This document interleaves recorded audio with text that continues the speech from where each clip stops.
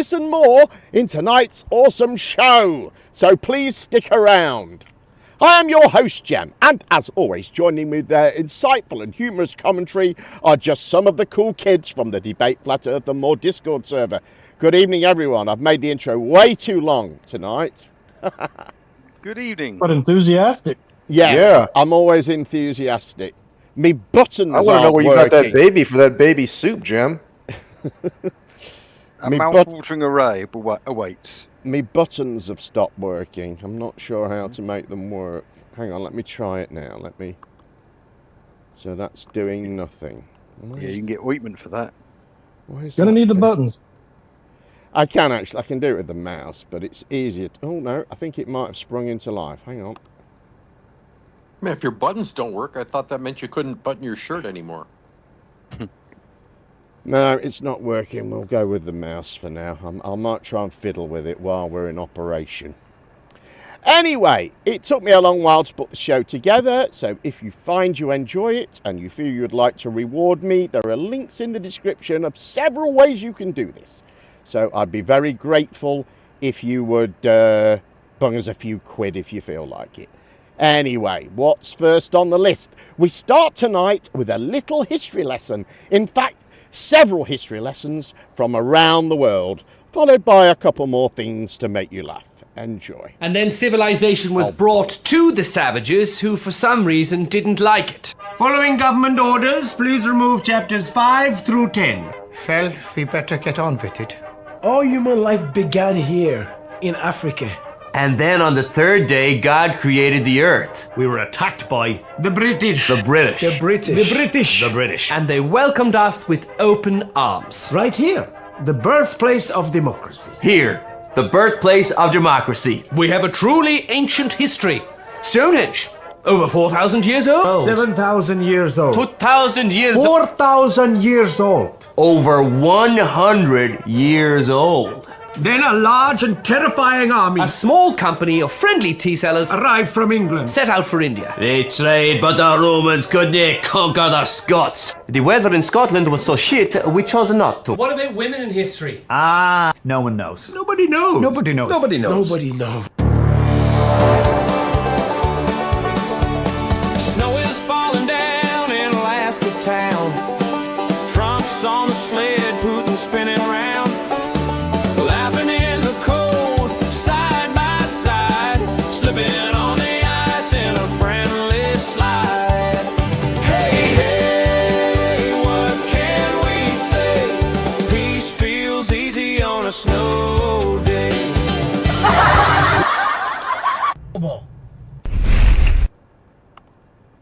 Did that work? No, it's still not working. All right. That was funny, wasn't it? That was quite a shot, whoever let that shopping cart go. Well done. It's amazing. All in one. What about the history lessons? It's over 100 years old. I like that. Yeah, we have a lot of history, Jim. All right, then. Straight to the serious stuff now, with a bit of a deep dive into the anti-immigration protests in the UK, starting with an attempt to answer the question, are the protesters racists? You decide. I've also today been informed that an elderly lady was horrifically abused by illegal undocumented men in King Square Gardens just because she was walking her little dog. She was harassed. This poor elderly lady was told that they would kill her dog and eat him. Again, Starmer, why are this community having to deal with this shit? Yay! Racist or nothing. Got Mitch Race grandson. I'm not against anything. Yeah. All I'm against is who are you? Every one of you is Mohammed, and then a Mohammed surname with an E on the end. I'm not. That's all I'm saying. They wasn't born in our country. First of all, we were all born here. We're like British citizens. The UK is a volcano ready to go bang. You saw Southport. I think it'll be tenfold worse than that. We are one incident away from the country erupting. No matter where it is in the UK, the entire nation will go off. I can see it happening. People have had enough. We're not being listened to, we've been gaslit and we've taken advantage of, we've been lied to. It's constant. My feeling is that there will be a major civil unrest here. I mean, the group across the road, I mean, they're funded by George Soros and Alex Soros' son. We know that they're funded by them, you know, like the Just Stop Oil. They're all funded by George Soros. It's the globalist agenda, and the police unfortunately protect them a lot more than they protect us. We're one beheading away from this country going into all-out sectarian civil war. What I think will happen is a little girl will get kidnapped off the street, and the Islamists will put the ISIS banner behind her. They'll get the balaclavas on. She'll be screaming for her mummy, and on Facebook Live or something, they're gonna behead a little Christian child on video, blood spilling everywhere as she screams for her mummy, and they're gonna, without any self-awareness, they're gonna say, "You f***ing British, innit? This is how they're suffering in Gaza." Their culture says they're perfectly all right to assault young girls. They're sexual predators, not paedophiles. They're sexual predators, and that's a different terminology entirely. Tommy Robinson, I like his policies. I know I'm not a racist. I've got multiple friends from different countries. You want to say no respect for women in this country?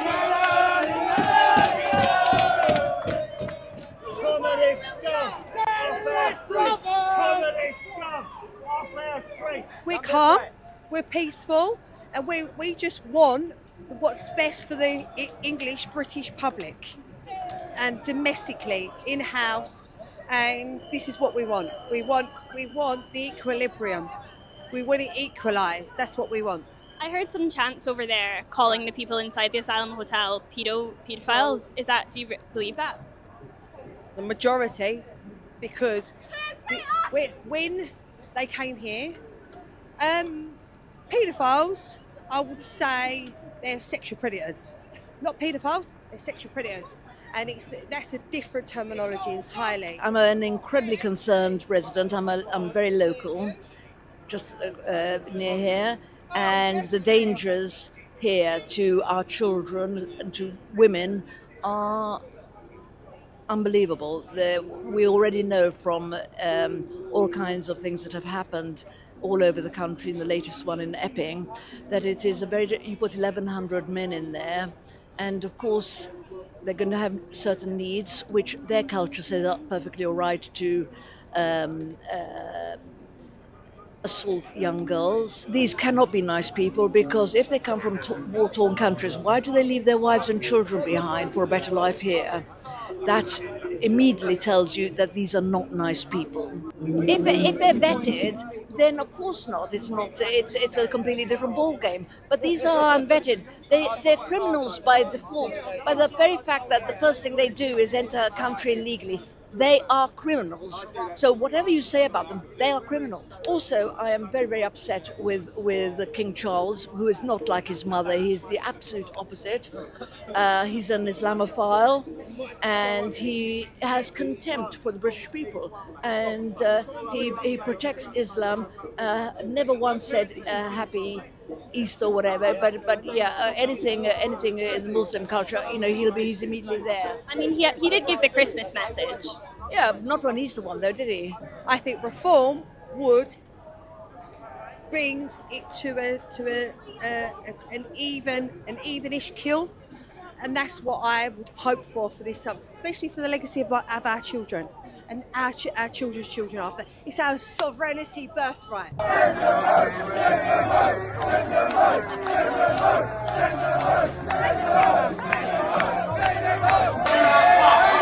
Here we go, guys. We've got two of them walking in.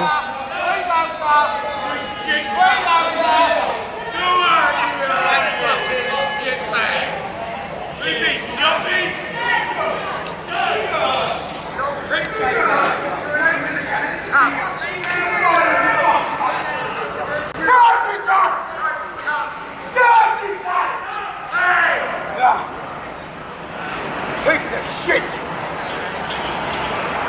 Fucking dirty cunt! Samira Ali from Sanctuary Racism. I'm a national organiser for Sanctuary Racism. I'm one of the organisers of the protest today. And why did you organise that protest? Well, today, in Canary Wharf, as well as in Islington, as well as in over 20 places around the country, the far right is attempting to mobilise to abolish asylum. So they're mobilising outside of hotels that house refugees to intimidate the people inside, and really, if they wanted to have their way, to smash in and attack those inside as well. And a lot of the people on that side that I spoke to said they don't have a problem with legal migration, just with illegal migration. What do you make of that? Well, it's just not true, is it? Because if you think about what drives the racists, it is an attack on refugees and migrants in Britain. It's not an attack on Ukrainian migrants or Ukrainian refugees. It's an attack on those that come from, quite frankly, countries that we've bombed to begin with and started wars in. Vulnerable people who come here and are subject to racist attacks. And it's about the colour of their skin, it's about their ethnicity, and it's about where they come from. So, I mean, the far right like to say that they're not far right, that they're not worried about the women and girls that come here on boats and are forced to come on boats. But it's not true, because the far right also are mobilising outside the hotels that are mixed, that house families, and intimidating those people as well. But I think at the moment what's really dangerous is that they're being confidence by the politicians, by people in Parliament, like Nigel Farage, like Lee Anderson, who posted a video about the Canary Wharf Hotel, spreading misinformation. That is what's giving cover and licence to far right people on the streets. No, that didn't work still. All right then. That did work. Well, that's it all wrapped up there in the last 2 minutes, wasn't it, really? Yeah, I mean, I'm going to say, yeah, they are racist. That lady was fucking really concise and elaborate with her description of what was going on. Right. I totally understand what's happening now. We're one beheading away from anarchy. We haven't had a beheading. I know. That lady in the polka dot dress, she was an interesting character, wasn't she? While she was Wasn't wrestling with she? her Yeah. cat on a lead. I'm very local. I'm always very near myself. Yeah.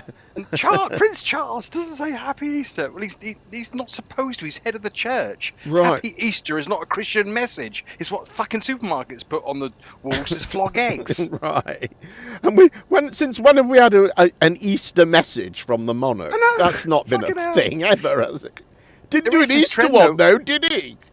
Yeah, there is a trend, though, with the right-wing elderly that they love the Queen, but Charles is shit at the job. Yep, it's old-timer syndrome. Everything was better in the old times. Right. One beheading away. Right. And there'll be blood spurting out, and the child's head will be off, and it'll be crying for its mum. How? I know. Really elaborate on that. Do you know who that is? Do you know who that guy is? No. That's Charlie Veach, he's called. All right. He's a well-known YouTuber that kind of... Well, he used to be cool years and years ago. He was a very early YouTuber, and he did this whole thing called the Love Police, and he would go to sort of protests and film what the... It was a lot of that sort of, you know, War on Wall Street sort of stuff, you know, at that time. Oh, okay. And some climate stuff and things like that. And he would go and film the police behaving badly and things like that. And then he sort of moved on from that to security guards in shopping centres that overstepped the mark. And he would turn up where, you know, some film crew have taken over part of a street to film on in Manchester, and you know they just block the public off without any real license to do so and things like this. But now his thing now is he just hangs around Piccadilly Square in Manchester filming the drug addicts and the homeless and judging them and picking fights with them, and he's just become a real scumbag, really. But of course he's on the right, because they all are, aren't they? Yeah, of course. Anyway. Well, the money is now, isn't it? Right, that's right, yeah. I mean, I was watching a live stream this afternoon that had like 8,000 people watching it, and it's just at some crappy little protest. Right, part of the false racist narrative that we saw in the previous clip is that the UK is now a lawless society with immigrants, quote, raping their way through our cities, unquote. In response to this, vigilante groups are forming, encouraged by politicians who are promoting this pack of lies. Here is Reform politician Richard Tice explaining why this is a good idea and some clips showing why it isn't. Enjoy. Richard Tice is the Deputy Leader of Reform UK and joins us now. Good morning. Good morning. I'm interested in the tone of this debate we're having about asylum seekers, people who arrive here illegally. Yesterday, Sarah Pochin, one of your MPs, suggested men who set up private security patrols are doing a good thing because they're protecting women. Is this the answer in your view?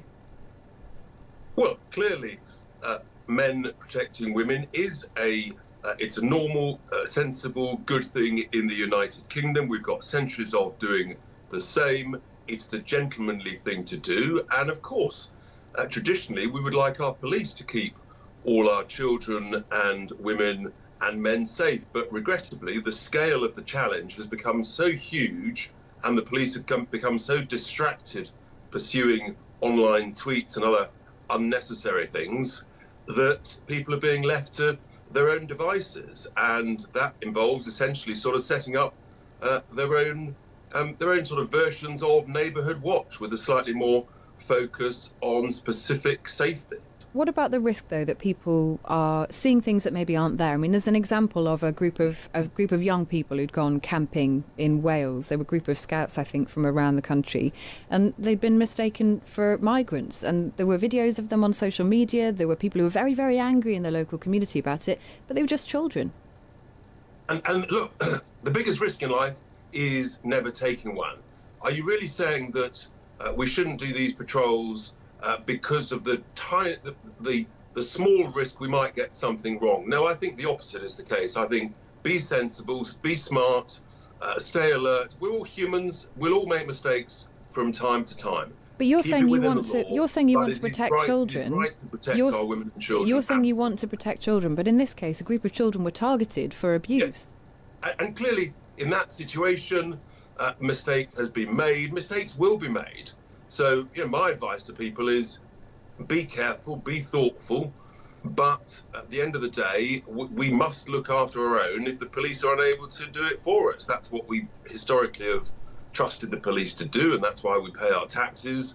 But the social contract is breaking down, and confidence in policing is breaking down. Confidence in our justice system is breaking down, and it's a very regrettable state of affairs, and frankly it's only a reform government after the next general election that'll turn it around.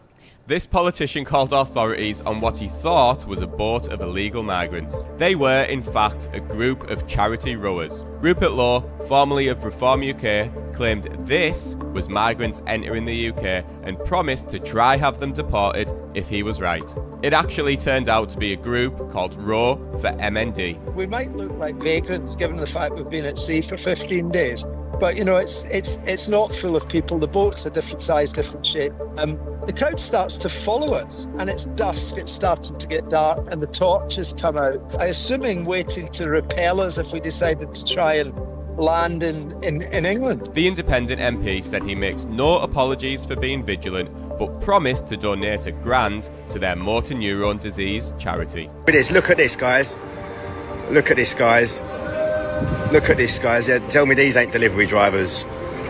Tell me these ain't delivery drivers, guys. Oh, shit. There we go.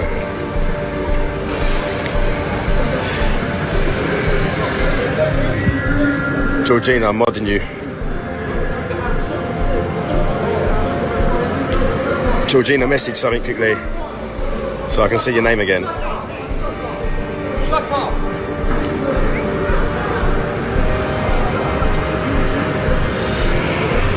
There you go. Right.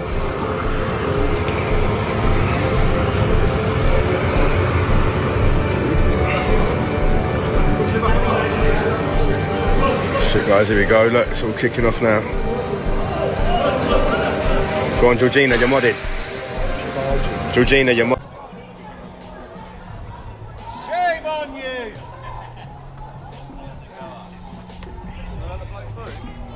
Not really, mate. Protect him.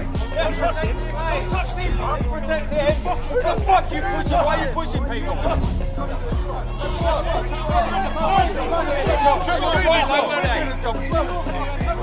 That's what they said about the Nazis, they were just doing their job. Oh, that's alright then, let's all let the staff eat well. We're all out here. Fucking look. Hey! Cunt, you won't do that, will ya? You won't do that, will ya?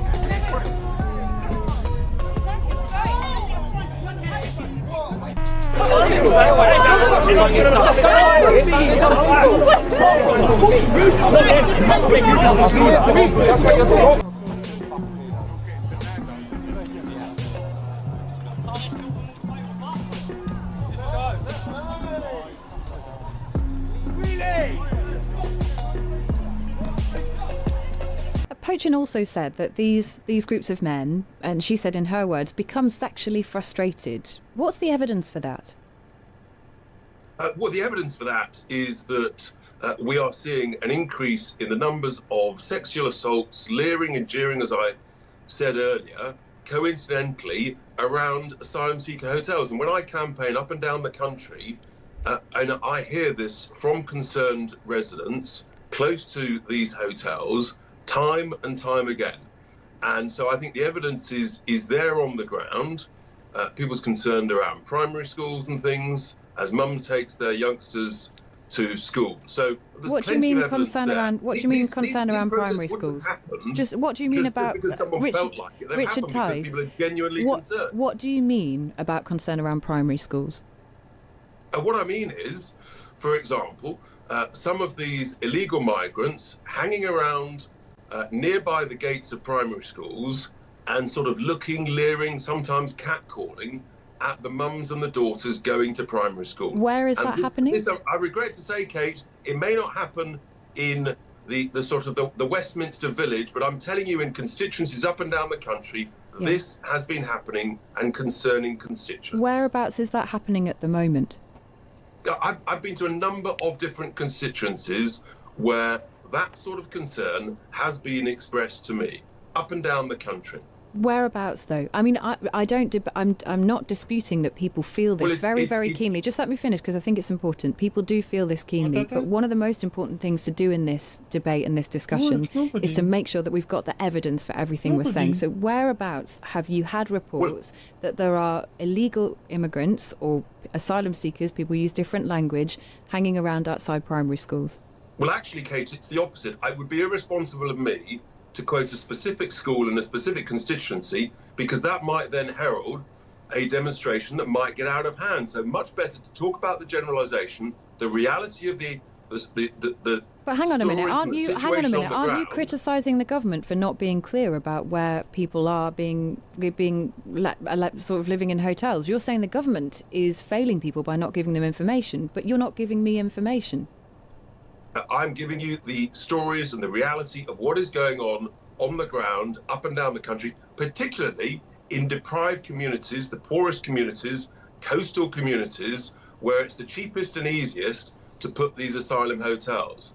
And that is of deep concern to local residents, local mums, local dads. And that's why people feel so strongly. People wouldn't be making these protests if there weren't genuine situations in their locality that is causing them serious concern. I'm just a bit concerned that you can't point to any direct data or examples of this, I think that please do.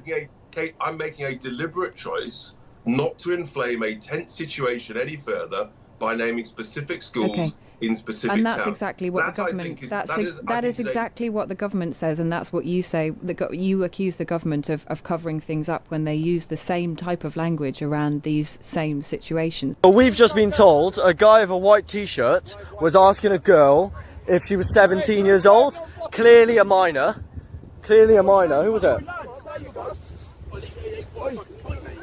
Some fucking wog over there. Right, even starting on these lads, yeah? Claving on our kids over here, yeah?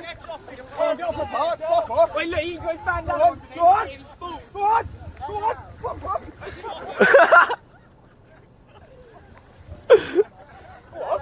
off. Working on little fucking kids, no, ain't you fucking wankers, fuck off. Get off the park. Get it. Right, we've just taken our country back. Right, so just for clarity, we were told by a very young girl that a migrant with a white t-shirt on was asking her if she was 17 years old, and even though she said she wasn't, was perving on her. That is disgusting. Absolutely despicable.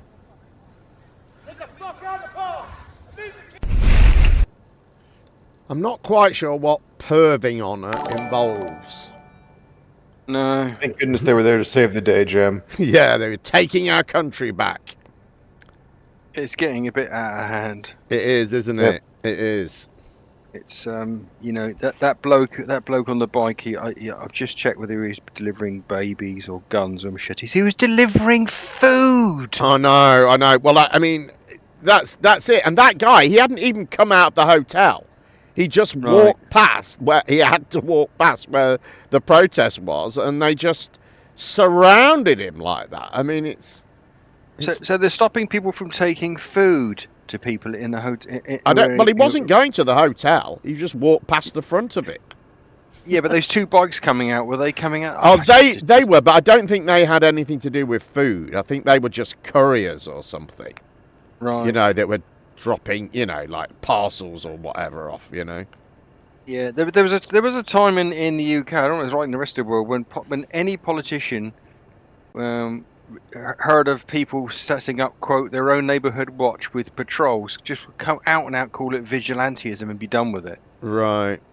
I mean, this guy, he's literally rocking the political boat by pretending that, you know, that women are being leered at primary schools everywhere. Yeah, because that's obviously a lie. That wasn't it? Yeah, of course. I can't say. He said, several of my constituents have aired their feelings. I mean, what the fuck? Gentlemen. It's not at all unusual for police to be at the gates of primary schools when people are coming and going, because often there's massive parking and traffic problems caused, right, by people dropping kids off and parking on double yellows and doing all sorts of things that they shouldn't. So they're often there anyway for that sort of thing. So I just don't, and there's definitely always lots of parents and teachers around.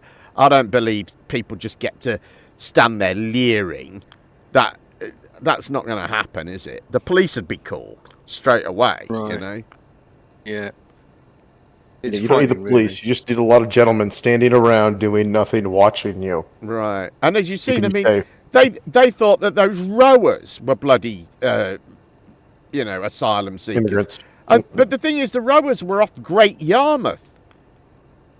It's like 100 miles from the French coast. Exactly. Right. The worst shit, underground migrant transfer system ever. So I saw one post that said if they managed to row this distance, they should be given citizenship. Certainly a scholarship at Cambridge or Oxford. Right. All right, we're getting through this.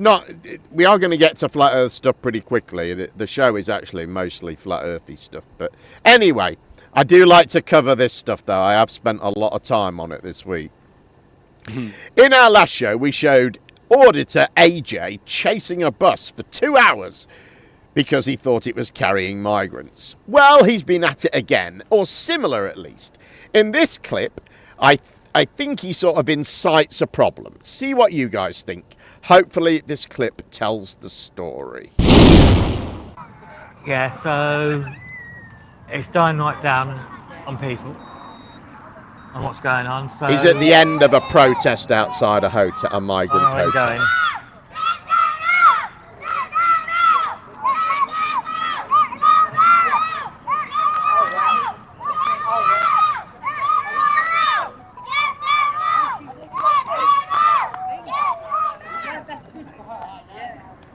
Yeah, looks like some more coming in the back way. I think he's security.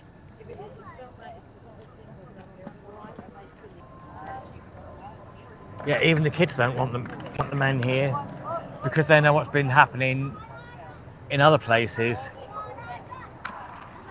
I'm just going to go up to see if what's happening.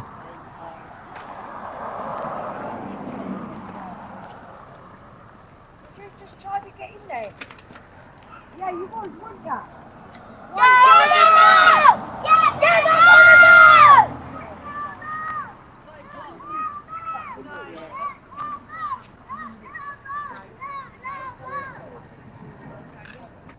Just gone into the park.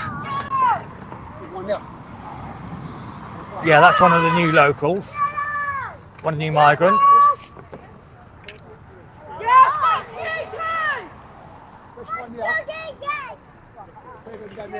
He's either just tried getting into the hotel or they've just let him out.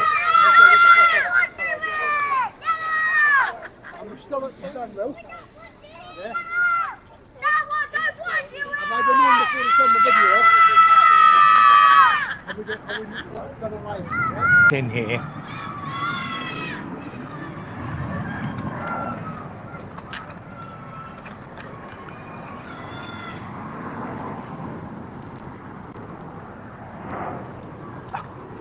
Yeah, he's sat on the bench down the bottom side. I think he's one of the new ones. Exactly.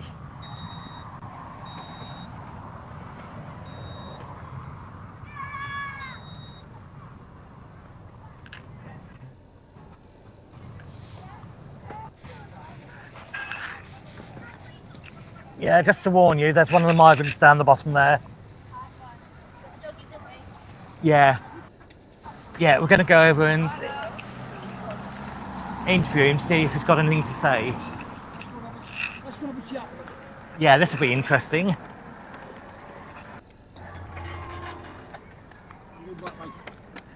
Yeah, Crazy's going back live. I'm going back. Close the gate. I'm going back live. Gate. Right. Gate. Alright. Okay. I've just seen a migrant going in there. He was trying to go in the hotel, seen other people. So what I've done is, me and you're going to be interviewing. Yeah, you go one way, I'll go the other. What? You go one way, I'll go the other. Yeah, we're going to flank him. See what he has to say.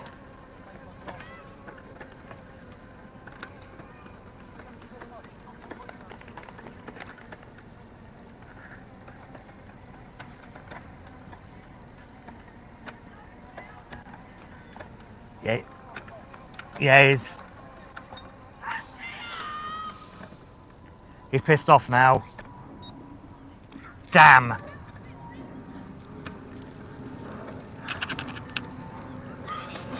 That was a shame.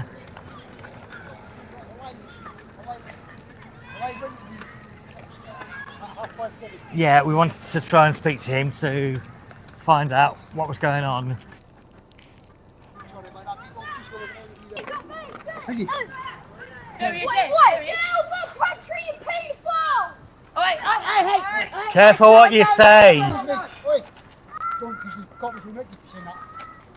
Remember, they've got no rights to us.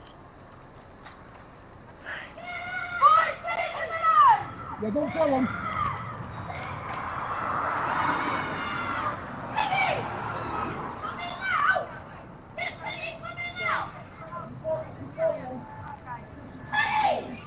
Yeah, but we're not chasing a coach. This is an actual migrant.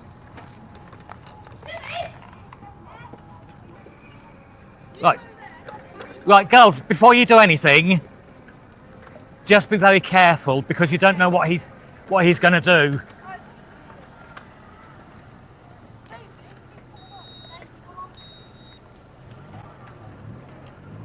Yeah, these guys are on the hunt to try and catch him and probably string him up because they don't want to get attacked.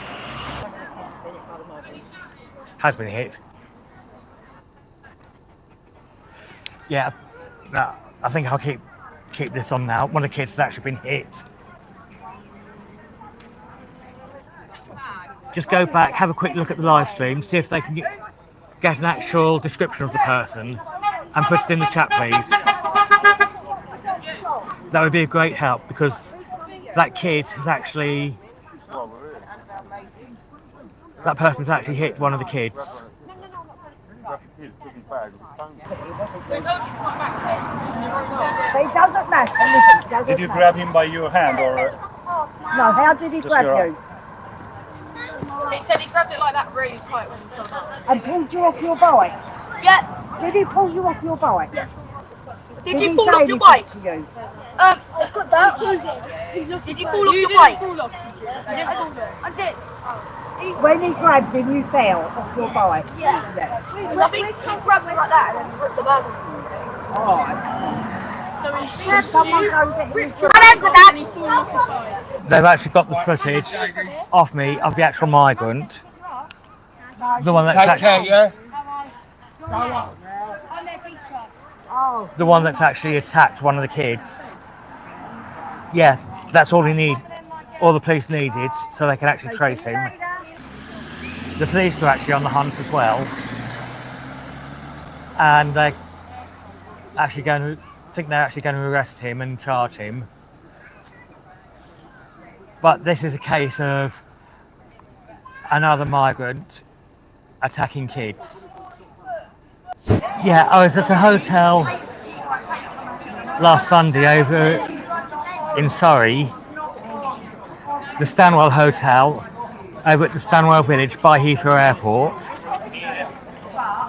And within 48 hours of migrants being delivered there, one of them had actually assaulted a child and stole his phone and bag. He has been arrested. I don't know the latest on that. There's support for this lot. Yeah, so I hope that told the story. Did you guys kind of get it from that, what went down? Yeah, I mean, at one point we did see children hunt underage girls looking for blokes. Right, that's the thing, isn't it? I feel that, I think he incited them to that, because he went running across that field, but he's in a wheelchair, actually. All of that was filmed from a wheelchair. Fucking hell. I know. By the way, he went jogging across that field, and I think that sort of set the precedent. And then when he came back, those kids had seen him somewhere else, and you saw the kid jumping on his bike, and off he went to hunt him down, shouting at him. And then, sure enough, 5 minutes later, he comes back, and the guy's pulled him off his bike. Well, what was he doing to the guy? I'm sure he was... I mean, that doesn't make it right, but, you know, it's a problem that wouldn't have happened, isn't it? I think. Sure, and if you're in a situation where in your neighbourhood you're completely au fait with 9-year-old boys doing Nazi salutes and shouting "pedo cunt" at everybody, right? I mean, how reliable is he a witness? I know. I mean, the age of those children that were out there, you know, and it's often the case actually with these protests. There's often usually quite a lot of children and teenagers hanging around, you know. Yeah. It's fucking tragic, Well, really. that's England. That first shot sounded looking across like the field. That first shot looking across the field where you could hear those girls screaming and there's a kid toddling around its nappy. It's fucking tragic, really. Right. Then they're always going to be hardcore racists, those kids, aren't they? Because it's ingrained. But they didn't really see where he came from. Because when he rode past, you heard the woman say, "You were trying to get in there, weren't you?"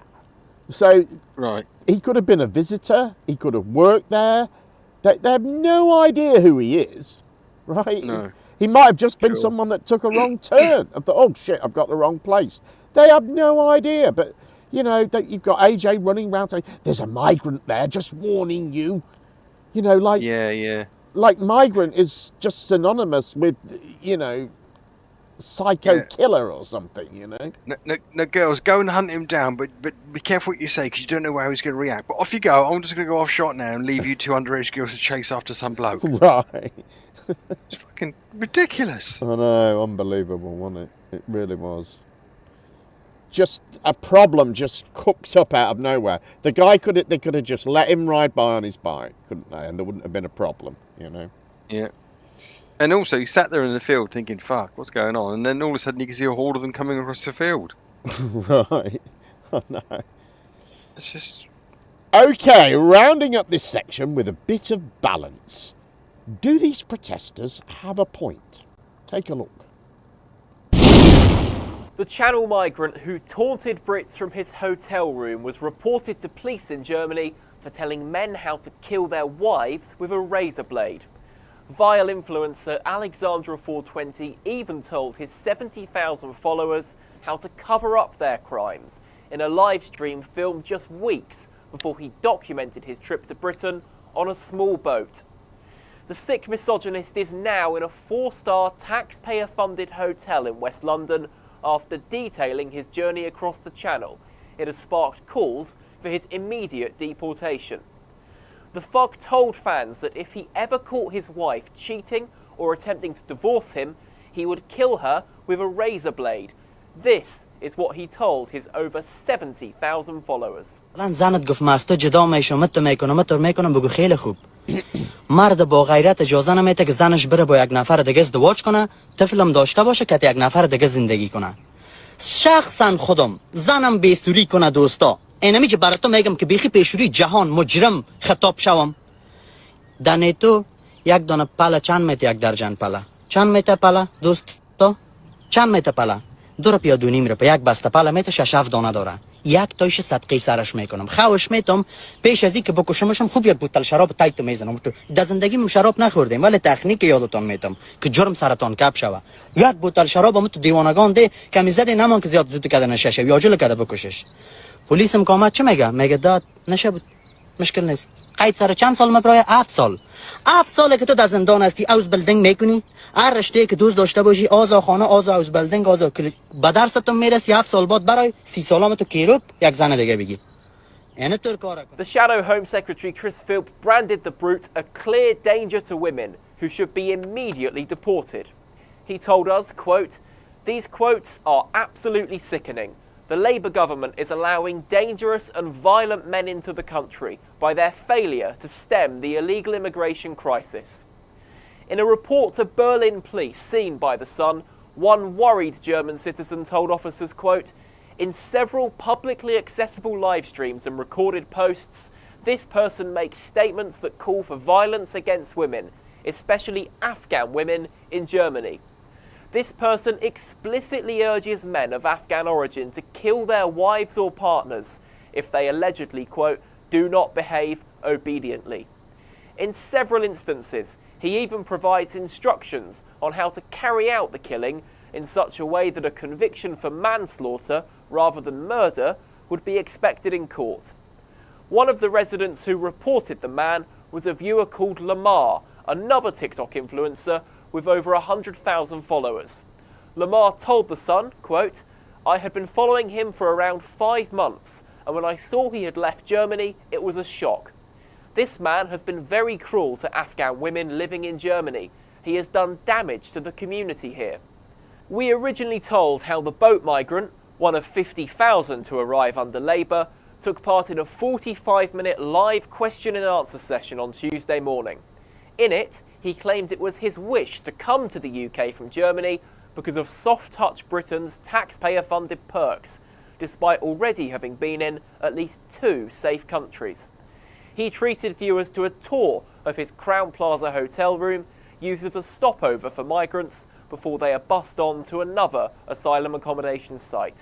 We also revealed how he had warned Afghan asylum seekers they could be sent home from Germany and posed for photos in front of Berlin's top landmarks.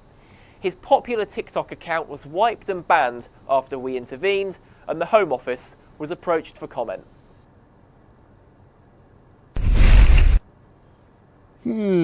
I mean, I know he's an extreme example, but things like this just do not help, do they, you know? They do not. He should be processed quickly. Yeah.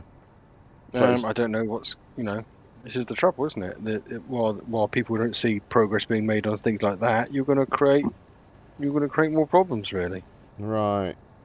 You know, there's been a few things like this. This is the most extreme example, but there's been other things that. Yeah.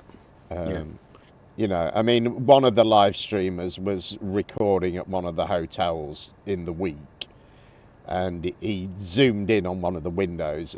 It didn't look like a bedroom window. It looked like the landing window or something like that.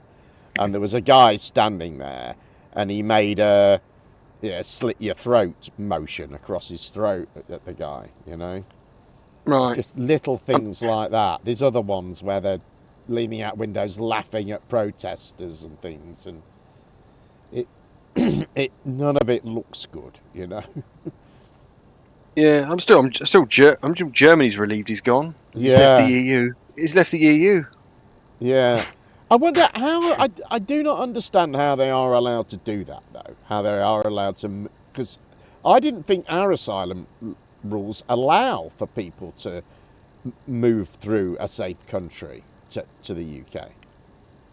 No, well, I don't know what's happening. I thought that was one of the rules, that you had to claim asylum in the first country where you aren't going to be persecuted, basically. Sure. I mean, I don't think he's probably not. It sounds to me like he's not wanted by Germany for any criminal convictions. So there's no evidence that he's not just mouthing off on the internet rather than doing it. Right, and I guess when the authorities get hold of him, he'll say, "Oh, it's just an act. It's just a thing I do for TikTok." There's a million and one. There's a million and one posturing fools on the internet. Right. Granted, he's doing it in a funny foreign language, and he's talking about, you know. Yeah, I did think about reading out the translation, but I thought, no, it's probably better that I don't. So, sorry if you were only listening. But I mean, yes. If this is the thing, he needs to get rid of that sort quickly and then process the rest. But you know, how many of, like you say, it's an extreme example, isn't it? Yeah. But I wonder, is there such a cultural difference? You know, I mean, a lot of these people now are coming from Afghanistan. Right. Is the cultural difference too much, maybe, you know? Yeah, I get what you're saying. I don't know. I guess it depends how much effort you make to assimilate. That's exactly what the problem is. Yeah. You're going to have to stop with this now, Jem, because I'm going to find myself screaming outside a hotel tomorrow if it carries on. I know. I mean, I try not to be affected by this stuff, but some of it. I mean, a thing I want to put on my next show is the way the counter-protesters behave, because they are evil. I mean, absolutely evil. They're stormtrooper evil. You know that. I mean, it's terrible what they're allowed to get away with. It really is. It's quite astounding. But anyway, that's something for the next show. Yeah, absolutely. Like so many things these days, the same narrative is trending across the world. Australians are also pissed off about immigration, and they are also planning protests. But as always with the Aussie freedom movement, there are ructions. Take a look.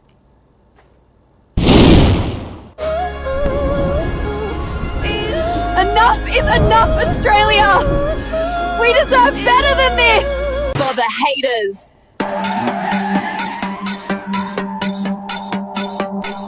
Ooh.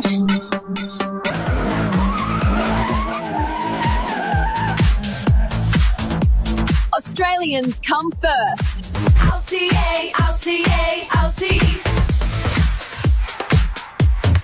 Oi, oi, oi.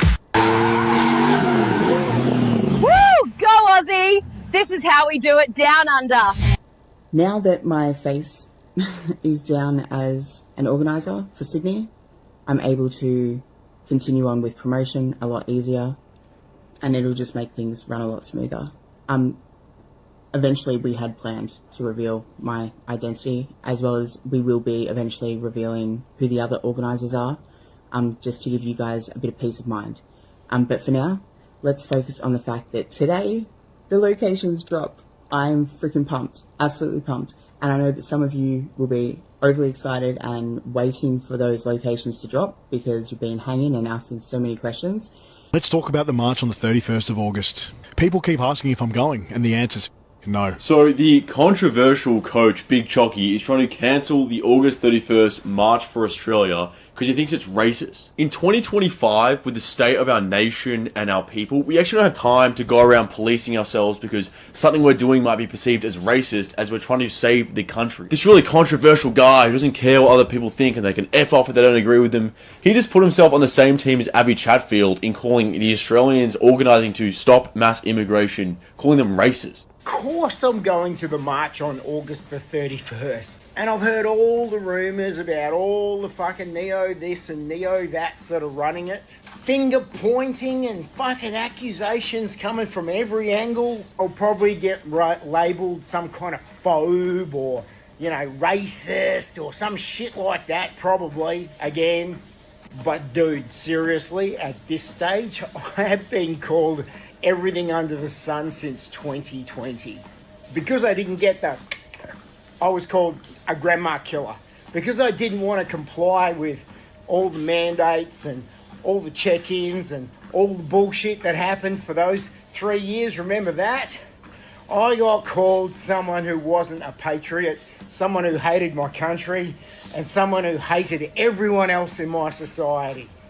I didn't comply, not because I hated my country, but because I loved you.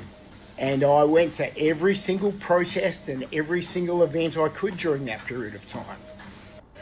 And I think enough of you have woken up just a little bit by now to have realised that the whole thing was a giant con and a scam to try and get you into a control system. Oh, but you're a conspiracy theorist! Probably, but who the fuck isn't by now? So yeah, I'll be there on August the 31st. Just seen Bob Catter talk about the 31st of August, and he's like, we are throwing everything behind mass immigration. It's not about immigration to me, it's about correct governance. It's about correct decision making. If you had correct decision making, then you control the immigration and make sure that housing was affordable. It's all just part of a bigger puzzle. So that's a no for me for August the 31st. That one clip from Bob Catter was an absolute no for me. So let's wait for a proper protest that stands for humanity. I've got no interest in going creating division. Have a great day. The 31st of August. I don't know who the organisers are. I don't care who the organisers are, really. It's not about them, it's about the country. Standing up against the mass immigration agenda.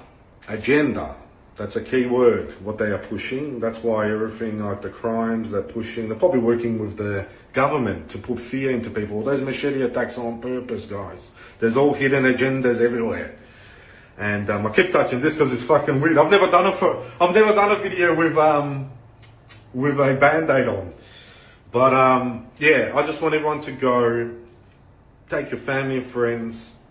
Doesn't matter what skin colour, we're all Aussies. If you live in Australia, defend Australia, cherish Australia. Wake up to all the other agendas. Good morning, everyone. Just a quick little chat about the 31st, the August 31st rally.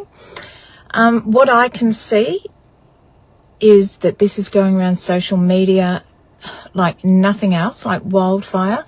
What I can see is people that have no idea about the freedom movement, have no idea about the big names, are all seeing this. And they're all standing there going, oh my God, there's a rally. There's a rally for us, for Australia, for our children. What I see is people that are broken, families destroyed, children destroyed, businesses destroyed. This is what I see. I speak to people all the time. I spoke to a young lad yesterday who's 17 and said, I heard about this rally. No idea about the big names. No idea about who's organising it. Grassroots. This is what people are seeing.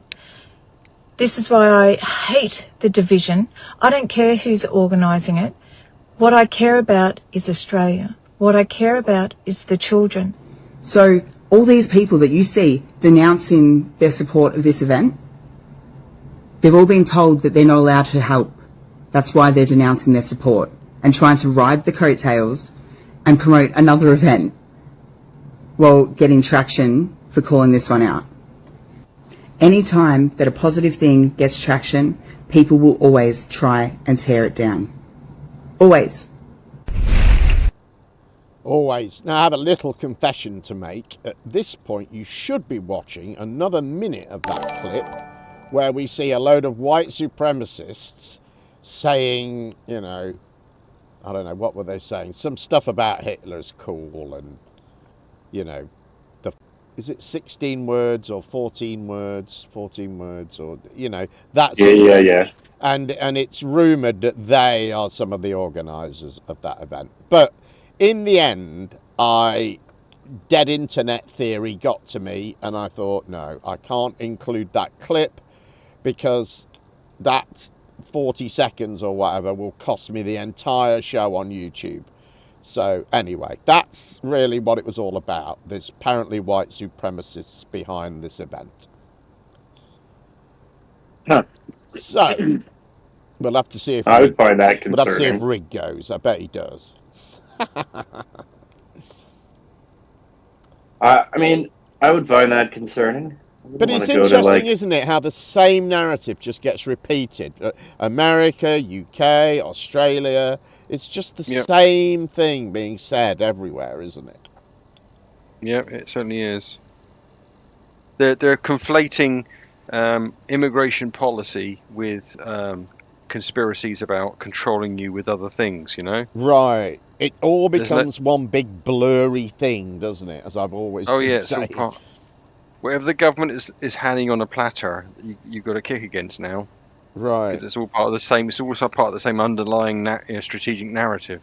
Right. I mean, and I feel like all these problems. I feel like all the problems people complain about are like kind of largely about policies for everyone, not just the presence of one group of people. You know, like if their main protest is, wow, we have too many people from other places.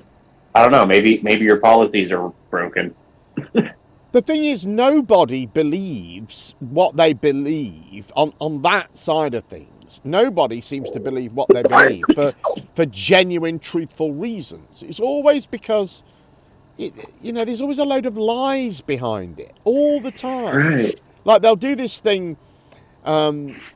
You know, they make a big deal about all the perks that immigrants get, you know, and they'll say, oh, they're staying in 4-star hotels. I think you heard it there, but they're not. I mean, they're former 4-star hotels that the government has taken over and has now got some contractor to run. There's not, they haven't got room service. You know what I mean? No, there isn't a maid coming round and turning the bed down at night. There isn't a bar. They shut the swimming pool.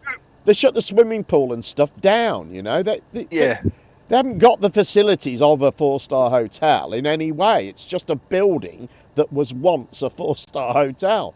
And then they'll say, care if the pool was open. And then they'll say they get £49 something a week and 3 meals a day free. But they don't. If they're staying in a hotel, they get something like, it's like £8.30 a week or something like that. Literally, that is all of the money they're given. So, because their meals are provided, so they get like £8 something. And then they say... Which is not a lot. And they say they get a brand new mobile phone. They get a choice of a iPhone or you know, a Samsung device, which isn't true. Sometimes they're given them by charities, I believe, but the government isn't providing them with mobile phones. And they believe this whole long list of stuff, you know. Well, that's what I mean. Like, none of these are policy. There are some the actual policies. There are some councils that have provided things like the language lessons, driving lessons even, and things like that. But then, you know, they object to those, but, you know, if you want those people to be useful in society and not be claiming benefits and stuff, then they need to learn the language and you know, driving is a very saleable skill at the moment, you know. Yeah. Well, you would think, like, if they complain that They complain that they can't integrate, right? And then they complain that when you give them services that try to help them integrate. Right, that's it. But then you can kind of understand it when people are struggling, right? And they think to themselves, well, I've got to pay for my driving lessons. The council isn't giving me free driving lessons, you know. Sure. And I kind of get that in a way, I guess. Yeah, there's a whole smorgasbord of things going on there. Right, it's a very, it's not a black and white issue, I feel. That's my position on it at the moment. I'm not. I think the other. I'm not fully one way or the other, you know. I think a lot of people assume like, oh, well, things were better at some other time, and they're probably better somewhere else. They're just making things bad for me here, right? Like, we can make it go back. But really, like, things have gotten difficult everywhere, so it's like, it's not going to go back unless we solve the problems that got us here. Right. You're right. Okay, some more light-hearted stuff now. As I am sure you are aware by now, an alien mothership is on the way to Earth and will be arriving very soon. Here is Avi Loeb, I think that's how you say it, to tell us more. The trajectory of this object is very peculiar. It actually lies in the orbital plane of the planets around the Sun, within 5 degrees or so. And that is a coincidence that has a chance of 0.2%. Think about driving your car. In 1 hour, you traverse a distance that this object is traversing in 1 second. The other unusual fact about its trajectory is that it comes very close to the inner planets other than Earth, like Jupiter, Mars, or Venus. And the chance of that happening, given the trajectory, one can change the arrival time of this object, and only in 20,000 cases you end up with such a close proximity to the planets, because they orbit around the Sun, and the chance of being so close to them is very small. So the unusual trajectory of this object offers the possibility that it might have been designed so as to have some goals of a reconnaissance mission. So it's possible that it's a comet, but if that's the case, it will become very clear as it comes closer to the Sun and gets heated, so that its evaporation rate gets much larger. And then the glow of dust and gas around it should be apparent. We are a relatively young technological civilization, and one can imagine a more advanced civilization having an agenda, some goals that are long-term in interstellar space, and therefore we might find probes that are still functional and are entering the solar system with a purpose. And the question is, what is that purpose? What is that purpose? He had a lot of, like, not... How's he arriving at those statistics? Like, I know. Yeah, I know. I know. He said if you drive in your car for an hour, it's going 100 times that distance, but he didn't say how fast you were driving in your car. Right. It is. Yeah, and then he says, "Oh, like a 1 in 48 chance," as if it's happened 48 times before. It's very rare for it to come into our solar system, and it's not only coming into our solar system; it's coming into our inner solar system on the exact same orbital plane that we're going around the sun on. That's just what's very convenient about it. This is the sort of talk we very, need. very rare. Yes, this is what I want to hear. Yeah. I'm not saying that it's man-made, but we haven't had one like this, or we haven't noticed them before. You know, our recording of the sky has obviously gotten better and better and better throughout the years, and we're catching stuff coming in now that we might not have before. But what sort of advanced alien civilization would send a craft here that, in his words, gets closer to the sun, its evaporation rate increases? Well, he was saying that's how you'd know it was a comet and not an alien craft. Right. That would be the giveaway. Yeah. But at the moment, I think there isn't much coming off it. But I've heard there's nothing coming off it. But then I've heard there is stuff coming off it. But I think it's not very visible. I saw that there was stuff coming off of it, but it's not doing it like a normal comet does. It's like angled a certain way. Right, that might be them just emptying the toilets, right? I mean, true. Just catering, just washing up. Yeah.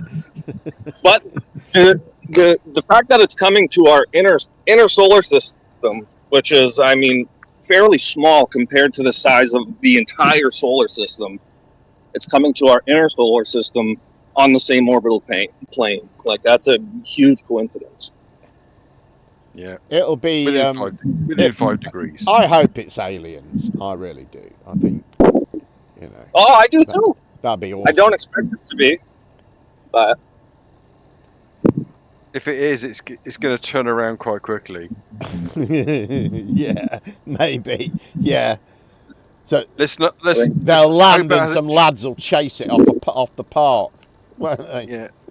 If it's watched the first half hour of this show, it's definitely not landing in the UK. Right. We're taking our planet back. Don't let it land! Don't look! They're taking food on board. Yeah. They're wearing a lacrosse tracksuit. Don't let them out. Don't let them. They're clearly bringing us advanced technologies and a cure for cancer. Stop them! Stop them! Yeah. Of course, the internet has not ignored these mothership claims, and as a result, motherships are everywhere. Enjoy. It's interesting. Jeremy, I want to talk to you for a second. The Pentagon's UFO chief, this is a Pentagon guy, a UFO chief, the chairman of Harvard's astronomy department as well, both releasing a report on Tuesday where they wrote an artificial interstellar object could potentially be a parent craft that releases many small probes during its close passage to Earth. You've got the Pentagon talking about the idea of a mothership going above us and sending probes down. All right, folks, it looks like they're playing the alien card right now. Harvard scientists agree that a spaceship, a hostile spaceship, could enter Earth's orbit or arrive at Earth November 21st to December 5th, and in that time frame, which would line up with the arrests. So they are playing a panic, desperate card right now. It is the alien card. Remember, Hillary said in 2016 when she lost to Trump, are we going to play the alien card? Are we ready to play the alien card? It's coming, and you're starting to see a lot of videos seep out right now where people are talking about how aliens exist, and they're showing photos of aliens. I even posted one myself of a man talking about the different species and showing photos of them. All of this is coming to prime you up for what the big card they're going to play is, which is a mothership, an alien mothership. Are you kidding me? Get ready, folks. Buckle up. What? Fucking hell, we've got an alien mothership just hanging around in the atmosphere. This thing is huge, guys. This thing's been captured by the ISS. I've got a couple more images of it. We've got another bit of video footage from a different angle. This thing's huge.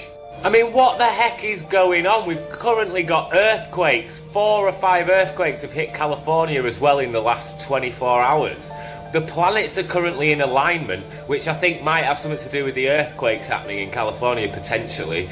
There's also loads of solar flares still kicking on the Earth, and we're currently being watched by this huge thing. Just what is this huge thing the ISS has caught? It's massive, a massive object just hovering around in our atmosphere, probably keeping an eye on us, making sure we don't blow up the whole planet. What the hell is this?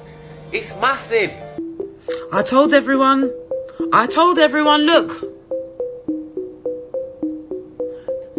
The alien mothership is here. And it's over the Gulf of Mexico. Look. I'm telling you, they're coming. They're coming. This was taken the other day, apparently, from one of these satellites in the sky. Yeah? This, look. They're coming, they're showing themselves, and it's not just this video, this picture. Yeah? I'm seeing so many other ones coming up now of things going on in the sky. Like, what's going on up there? We need to find out. So apparently the alien ship is coming in within 2 weeks, Atlas 31, the mothership. They still don't know what it is. They're saying that it might be a comet, but most likely they're saying it's a mothership because it is traveling 130,000 miles per hour, because they've never seen a comet travel that fast. So that's why they're considering it that it's an alien mothership.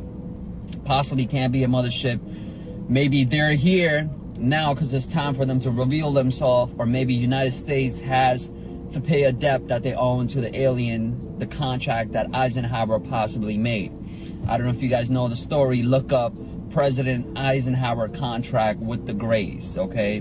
But anyways, on top of everything else, it also has a ridiculous, like 1 in 20,000, I think Avi Loeb said, trajectory. So the trajectory is going to pass by all of the different planets in our solar system and then land behind the sun, which is the perfect place to be able to send up probes, or basically if it is a comet, it has made it in a specific trajectory that someone would set up. Say if it were NASA and they were to set up a mission to go and explore another solar system, this would be the exact route that they would take. Today is June 27th, and I have another message from the aliens. I'm an interdimensional communicator, which means I can talk with angels and aliens and others. Now, on June 1st, the Galactic Federation asked me to tell you that they were estimating June as the month that their motherships would be visible in the sky all around the world. Now, here we are at the very end of June, and I have another message from the Galactic Federation. As usual, I received the message telepathically. I typed it into words on my iPad, checked in with them, and then now the message is ready for you. So here is the message from the Galactic Federation for today. We are coming as fast as we can. We see your suffering, and this is why we are coming sooner than originally planned. We are coming to help you with your wars, your toxins, and your diseases. But we recognize that our arrival will make some things worse before they get better. There will be fear. There will be chaos. Humanity as a collective will face a reckoning of truth. Your foundational understanding of the history of your planet, humanity, and God will be upended. It might be real, y'all. Like, if it's real, I'm really worried about everything, and I've been prayed up. And then they're like, we're gonna examine this ship when it comes here, and they're gonna try to intercept it. Leave the fucking ship alone. First of all, let's really think about this. If the ship got here before us, it's definitely better technology than we ever had. This is the best technology that we've ever seen, and y'all want to intercept it? What we should do is when it approaches us, we should turn off all the lights on Earth. The planet should go dead for 24 hours. Why they want to be badass and try to intercept the fucking mothership? Obviously has the potential to fuck us up. I heard, which is I know ain't true, is they saying that these motherfucking aliens are supposed to be 7 foot tall. That's a lie. Y'all are just making stuff up at this point. Okay, just stop. The aliens are not 7 foot tall, and they don't resemble me. But then again, if it's true, why the fuck are we not even like, we just like, okay, well, let's see what happens here, guys. Let's see what happens. Let's see what the aliens do. Let them come. Honestly, let them come. Cause I have a feeling that they really here to make sure that the Epstein files get out. They have received the files. The government has somehow sent a message to these aliens and gave them the files. They're like, oh shit, we gotta go to planet Earth and let these people know what the fuck is on the Epstein files. I am flabbergasted. I am begulged. I'm terrified. Wait, so nobody noticed? Nobody noticed the massive UFO that came over by the pyramid and then just left?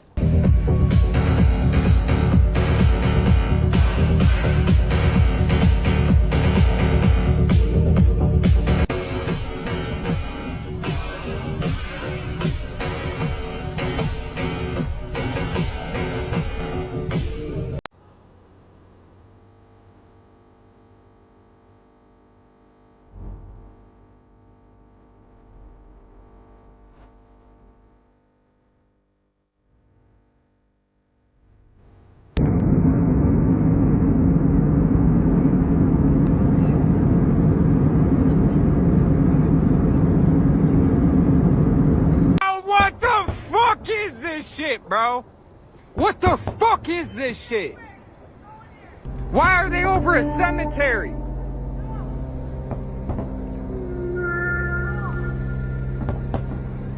Hey, y'all better get right with God, man.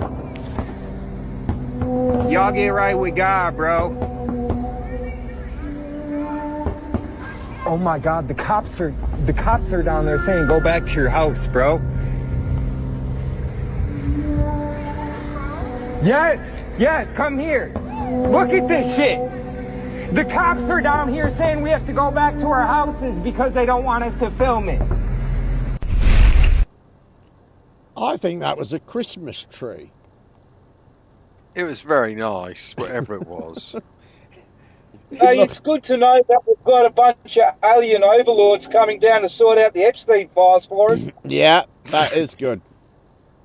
At last. What was that? There was that one guy that didn't. Sergeant Rock of Easy Company said, TikTok is a creation of aliens to determine which one of us they'll use for food.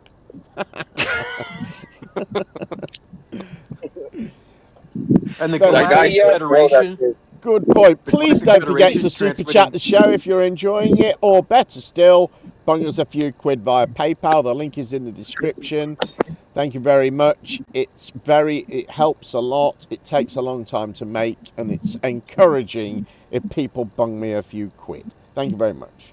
Sorry, go ahead. Make some comments, folks. The lady that got the telepathic message from the aliens about them coming down to serve us, I wonder what garnish they're going to serve us with. She was an interdimensional communicator. I got the feeling she's probably got that on her LinkedIn, you know? I love the guy. When they turn up, we should just turn off all the lights for 24 hours. I mean, they're an advanced alien race. You just can't do the equivalent of turning off the lights and drawing the curtains and ducking. Yeah, that's what I was going to say. That he doesn't know that the sun lights the earth. The sun lights the earth up, not the lights. Fucking guy. Yeah, he was, crossed that people might mess with the thing, and also crossed that no one was doing anything about it. Yeah. So, yes. I say at most it's a really cool, rare event that's going to happen, and we'll learn more about our universe because of it. Right? Yes. Or it's aliens. And they will come and visit, and they will fix all disease and make world peace, and we will live in a utopia forevermore. That's shocking. Yeah, no, I mean, there was, you go back to the 1980s, and there's a generational ethos like Close Encounters of the Third Kind and E.T., just a message of hope that they're just like us and they've got their own frailties and they're here to tell us things and inform us of things and give us a wider perspective. Nowadays, they're just turning up to fucking sort out poisons in food and the Epstein files. Yeah. What a fucking dull generation this is. Oh, no. Yeah. It's not the day the Earth stood still, is it? You know? No. Okay, remember the med beds? Well, Chris Key, the hopeless fraud who was promoting them, has a new grift, which we will get to later. For now, here is Chris Key talking absolute bollocks to David Weiss. Ooh, this is going to ruffle some feathers so much, but I hope it don't. Hang on. 11 p.m. Stop. Wrong one. Let's get some flat earthing done, starting with a visit to TikTok for some true flat earth wisdom. Sorry about that. I rolled on too far. Right? They hop out onto the moon. The first one does, and then a little bit later the other one. Okay? At like 2 a.m., the newspapers are already printing the stuff up. They're printing. Let's not forget the landline call. Print it. They've already got, this is supposedly from a live stream, okay? Keep that in mind, a live stream. My question is, how on earth did they get the footage get it printed in all the newspapers and have it out. How in that short of a time frame? And listen, there's more. So look, seriously, man, this landline situation or whatever, what is going on with this? Come on, I don't even get service like outside my house if I ain't got Wi-Fi on. I mean, it's remembered as one of the most significant telephone calls in history. So like, if they were to have to change that information, that would be very, very, very bad for everybody, because they would be like, oh my goodness, what? Are these things that any of y'all ever think about? Or do you just think, yeah, he talked on landline. Well, I can't get service right here at daggum, man. I got 5 bars, but no service. But yeah, he definitely talked to him. Yeah, for sure, man. In this video, you're going to see the water completely transition to a different state, which matches our old maps, guys. Literally matches all of the old maps. Watch. So I sped this up a bit, but you're going to see the transition right here. You see the currents, and then it just comes to nice, calm water in the middle of the ocean. This is what all of our old maps said that the water does. There's many videos circulating where people find the intersections between these water points where water changes its state. And it's right here, and you'll see it on these maps. All of it's right in front of you. You just need the eyes to see. Peace and love. I hate to break it to you, but satellites are fake. They don't exist as described. Please tell me who believes these images are real. And I know a lot of you are going to have a problem with it. I know the keyboard warriors are going to slap on their black gloves with the fingertips cut off and let me know what geniuses, prodigies, and intellectuals you all are. You guys are so smart. But in reality, believing in satellites is actually the dumbest shit ever, because it is theoretically and physically impossible. So let's get into it. Satellites allegedly reside in the thermosphere. Now, thermal means dealing with heat. So how hot are we talking? According to them, up to 2,000 degrees Celsius. Do you know how hot that is? As hot as a blast furnace. Now, the melting points of the materials used in satellites, which are aluminum, titanium, and gold, are all well below 2,000 degrees Celsius. So those satellites would be literal balls of flame. This is how they look. Was I wrong about cameras being on the moon? Filming them! So the camera was mounted inside the lander in a compartment called the Mesa. And when the lunar lander landed on the moon, Neil Armstrong from inside the lander pulled a lever and that deployed the Mesa. The Mesa is where some of the equipment was, so here it is, and it's pointed that way right at the ladder. And this is what the camera looked like mounted inside of that. That was a really good explanation, but I think Buzz Aldrin, the person who was there, has a different one. Well, let's talk about this, because this is fascinating. I remember very clearly, I think anybody who was alive at the time does, I remember my parents waking me up and we went down and we watched you guys land on the moon. No, which you was didn't. No, you didn't. What? Because there wasn't any television. There wasn't anybody taking a picture. You watched animation. See, you associated what you saw with... I have very hazy memories. Yeah, I know. Well, no, what we saw was we all were gathered around the old curved top radio and listened. Talking about, how many feet we were going to the left and right, and then I said, contact light, engine stop. It was and a few exciting. other things, and then Neil said, Houston, Tranquility Base, the Eagle has landed. Man, how about that? That was very exciting. Not a bad line. Yeah. Let the word of God be true, and every man a liar. Romans 3:4. Did y'all hear about the space giant that NASA caught back in the 80s, dude? Yes, a giant in outer space, I think, in my opinion. Also, we're going to look at an untethered spacewalk right here by Mr. Dale Gardner. Hold on. This is from a satellite launch right here. Look, they're launching this satellite, and what... Wait a second. What is that right there, everybody? Can anybody tell... Is that a space giant? Are you joking me? What? Could you imagine seeing that? Wait. Look at Dale Gardner, y'all. He's not even tethered, untethered, bro. Look, watch him. He's sailing across. We're going, don't forget, we're spinning. We're going off the, come on, man. So I even Google image searched this image off the video, and it actually says that it's during mission STS-8, specifically the deployment, yada, yada, of the whatever satellite. Dude, are you kidding? But they don't mention anything about the space giant, though, man. You think I could take him, y'all? What y'all think? Anyways, man, like, I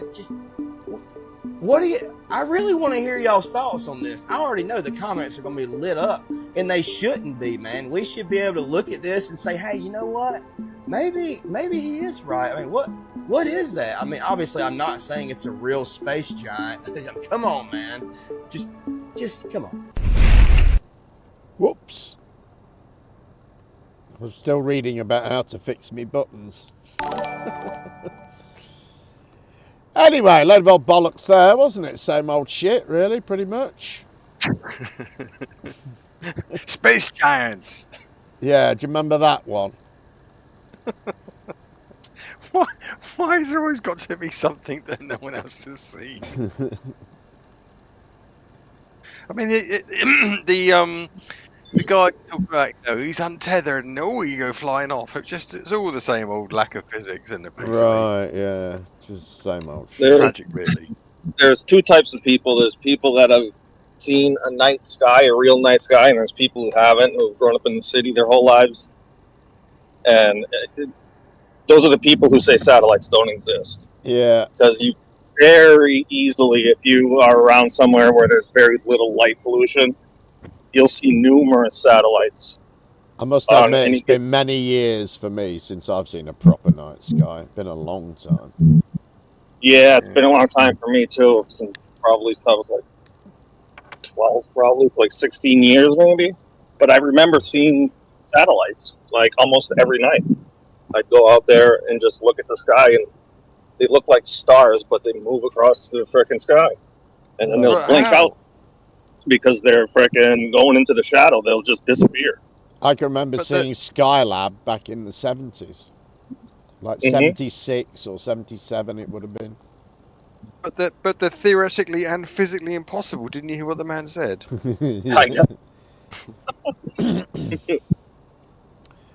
All right, shall we push on? As I said, Medbeds, Chris Key, Talking Bollocks, enjoy. Hey everybody, today I'm going to be interviewing Christopher Key, who I've done a few interviews with. He's interviewed me a couple times, and now I'm going to interview him. This guy might be the most interesting guy in the world. Put the Dos Equis guy aside. Christopher Key is into everything. He is everywhere, and he is trying to help humanity. And one way I can, and from self-experience and others, one way you can measure how well you're doing at spreading truth is by how many enemies you have. So, Christopher Key, I'm going to throw it off to you. You have probably more enemies than I have, and great job. Keep going. So, tell us what you want to talk about today. Love it, brother. Wake up or wake up. I'm here in Colombia, the country, where anywhere they're going to build a smart city, my brother, we're going to build God's community that we call home, self-sufficient, living on the land, teaching people how to fish, teaching people how to get back to God's country, all about God. And they're killing us with the frequencies. They're killing us with the water, the food, the supplements, the air. They're killing us with everything. And it's time you people wake up or Waco. What happened in Waco was one of the most unbelievable things. We can't even have time to go into that because it was a psyop. It was MK Ultra. We have now evidence that David Koresh was, I repeat, was MK Ultra. He was CIA. That's a whole nother story that I broke about 2 months ago when I got kicked off of off of X, when we exposed the CIA, because that operation was everything to do with the Iran-Contra ordeal, where they were landing their planes in Waco, Texas, at the David Koresh Ranch, and they were dropping off the cocaine, and they were picking up the guns and the women and children and taking them to Iran. This is crazy. But anyway, what I want to talk about, a lot of your listeners don't know who I am. I'm the least of these. And they can't stand that because Christ is in me. My name is Christopher. Christopher. My last name, never forget it, is Key. God's given us all the keys to open up the doors that Satan never wanted open. But we together have to open those doors. We got to quit being divided because you're Jewish, I'm Catholic, you're black, I'm white. We all bleed red. And this is mass eugenics. They tried to kill us with. That did not work. So now what are they doing? They're trying to divide us and have war with each other. And they're putting in HARP. They're putting in dues. I mean, the atrocities that are happening all across the country is not, I repeat, not an act of God. It's an act of war, brother. Christopher, I just want to interrupt one thing. My main platform is YouTube, so be careful on what you say about the C word and the V word. Don't just use code words. We know what you mean, because it'll get taken down in 4 seconds.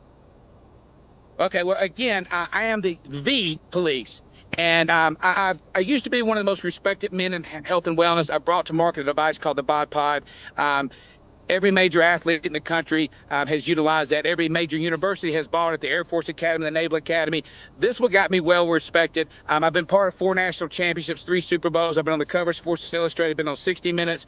Jimmy Kimmel, Stephen Colbert, they've done everything they can to silence me. The government came in 11 years ago, fined me hundreds of millions of dollars. They just fined me another $6 million 16 months ago. Why? Because I help people without drugs, without chemicals, and without surgery. And God, through me, does it very well. My awakening was 28 years ago, July 30th of this year. And this is where I had my greatest accomplishment in life, brother. And that was the day I became a father.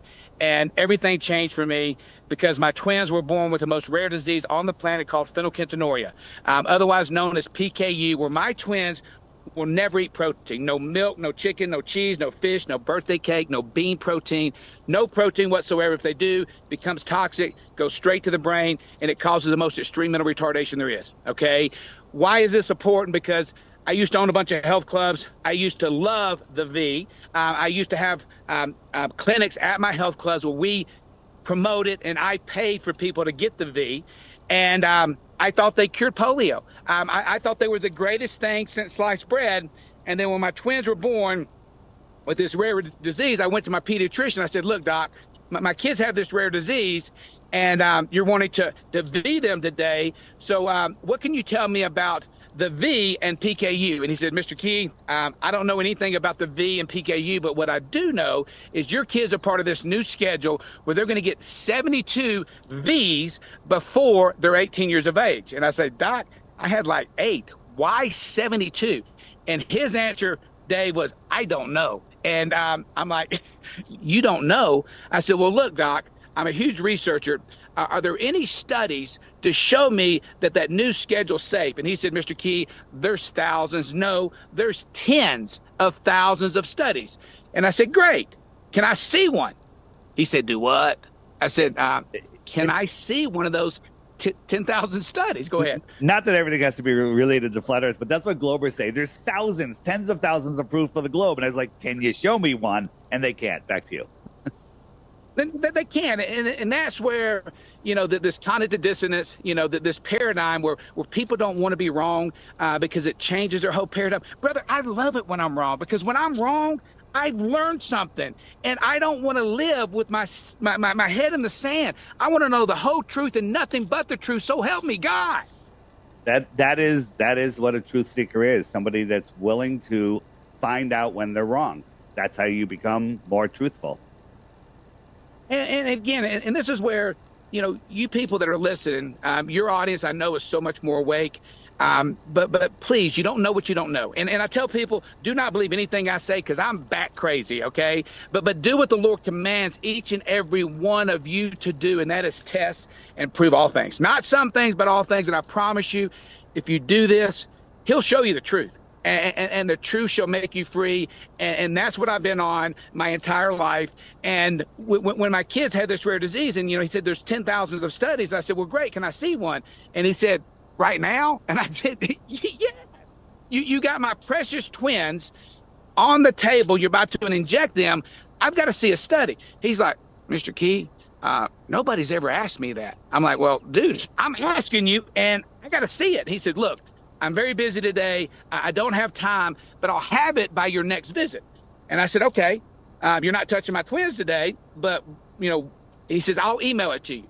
So we leave, brother. A couple months go by. We get nothing in the email. We go back in for a checkup, and the nurse has 3 shots out for my son, three shots out for my daughter. They're about to inject them. And I said, ma'am, you know, Doc didn't give me any of those studies. You need to go get him, and we need to talk. Okay, so Doc comes in.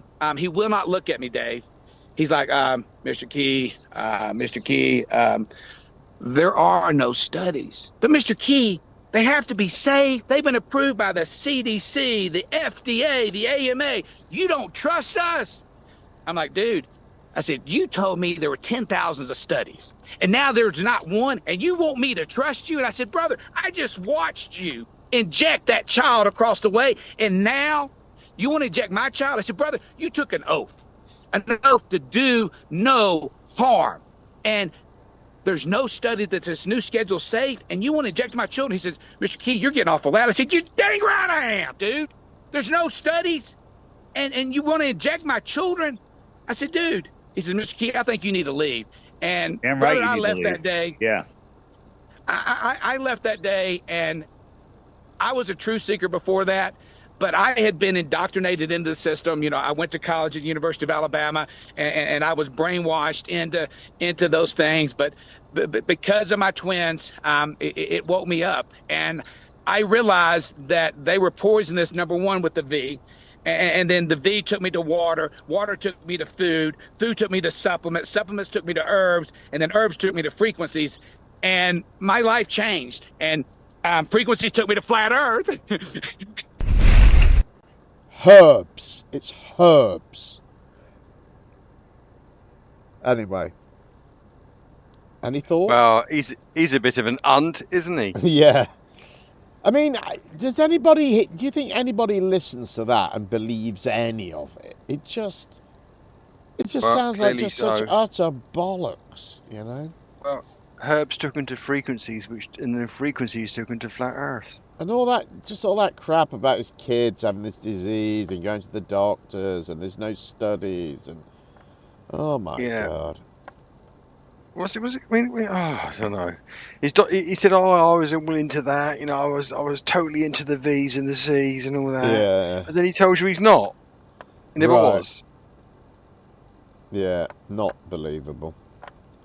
So what's he selling exactly? Just a farm somewhere in Colombia? Well, you will actually get to see it in a couple of not the next clip, but the clip after. You'll get to see it.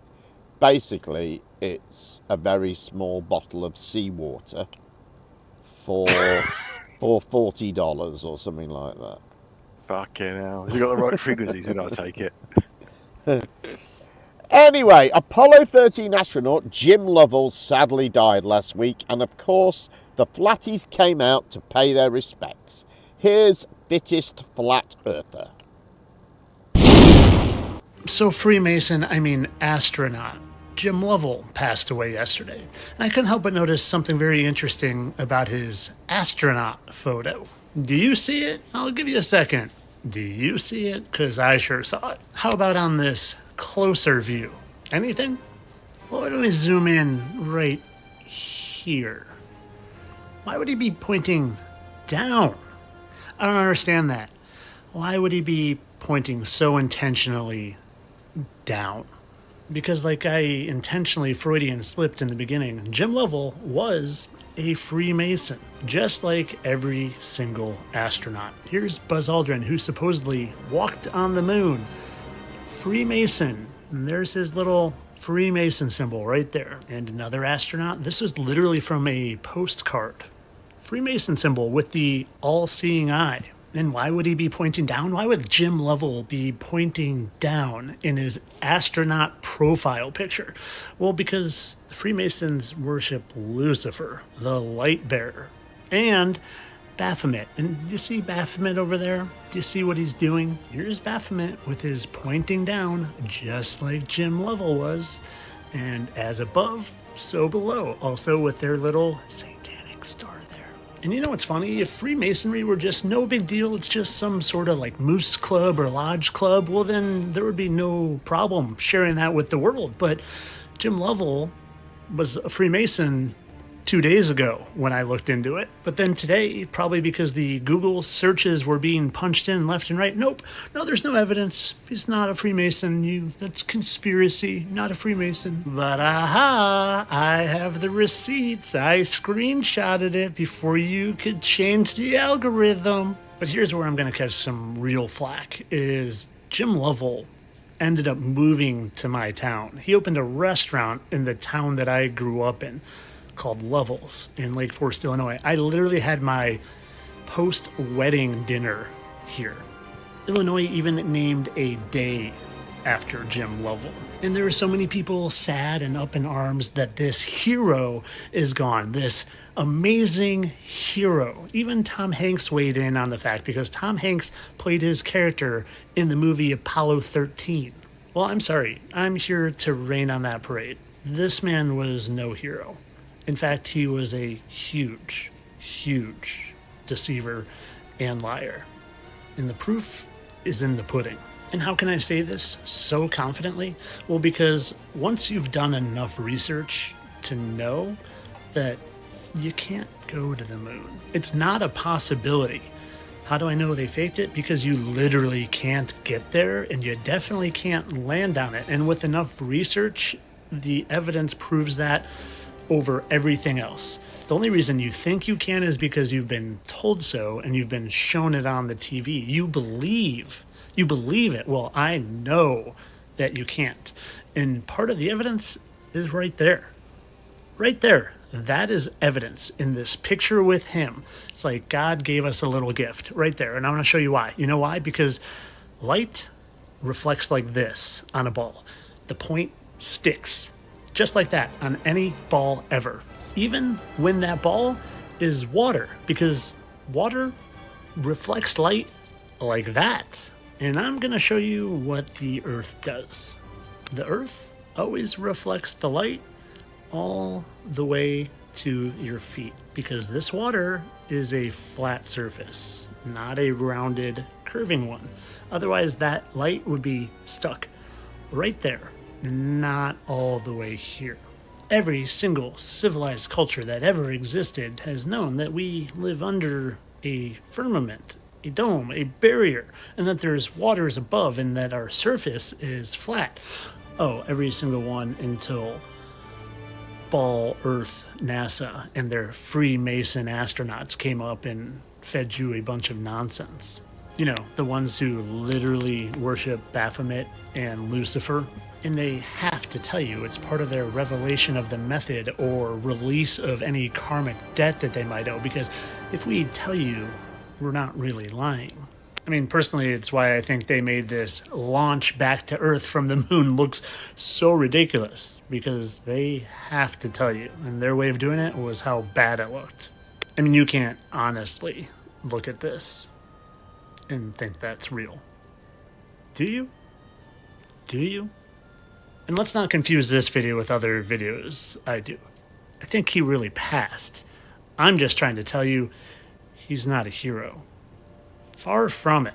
Heroes to me are honest. Heroes to me fight for good and right and truth. And that's not him. And if you're someone in the comments telling me that this is fake, but they did it to win the space race because they had to beat the Russians, well, then I really know that you have no clue about where you live and who runs this place. China president, Russia president, United States president. And what's that gown they have on? I can't quite see it from here. Maybe we should take a closer look at those little square encompasses. Boy, they sure can get along well for a picture in the Antarctic Treaty, which keeps you away from the outer edge of our realm where you might actually find where the firmament touches the ground. And they get along well for the Arctic Treaty, where you can't go to the center because you would realize it's not the North Pole, but maybe a giant toroidal field that's coming out of it, or a giant magnetic mountain, which all our compasses point to. A compass only works on a flat surface, and it points towards the center, not up and down. It's flat, and the compass points towards the center. Oh, and they can all get along pretty well to decide on the year 2020 and how we handle that. But of course, all this for entertainment purposes. I'm sure that Jim Lovell was a swell guy, and he wasn't really pointing down to signify his worship of the devil. Oh, and this, yeah, I know it's just because it's such a small ball and we live on such a bigger ball that the reflections don't work the same. Kind of like gravity. You can't reproduce gravity on a small scale. But when it gets big, then people can stick upside down to a ball and water can curve magically. Just like this. I've seen that. I've seen that in real life. I've seen water curve in my cup at rest. Yep. Entertainment only, people. I'm sorry to those of you that are offended, especially you, Lake Forester. I'm sure Jim Lovell was probably a nice guy, but he was a liar. And well, hopefully he repented before his final days. I truly hope he did. I truly hope he did. Because God doesn't like liars. Have a good day. Ah, fittest flat earther there. What an arrogant wanker that guy is. He might want to think about the ice wall again. It's been kind of abandoned by a lot of them now. Right. It's he needs an update there, doesn't he? They've made the AE equidistant from somewhere else, mate. Right, and all that crap about balls with reflections. Oh my god. It's a different material, you fucking idiot. Yeah. Look at all these glossy things that are shiny and have shiny lights. And then look at the moon, and that's glossy too, isn't it? Yeah, show me that on a tennis ball. Show me that reflective spot on a tennis ball. Yeah. And at the end there, he is actually gone Denmark. He's asking for a bucket of something in the lab, and he, in the end of the day. Right. Idiot. Just so thick. The glare only shows on the water like that because it's curving like 0.00006% over that distance that you're seeing the light hit. Yeah, that sunlight across the water was interesting, wasn't it? Because they always say, "Oh, you couldn't have this if it was curved," and yet we saw the sunlight coming all the way across the water, and there's a great big wave curving it as it pulled out. So I thought that was quite a good debunk of that claim. Yeah. Right, let me make sure I've got the right one. Yes, I have.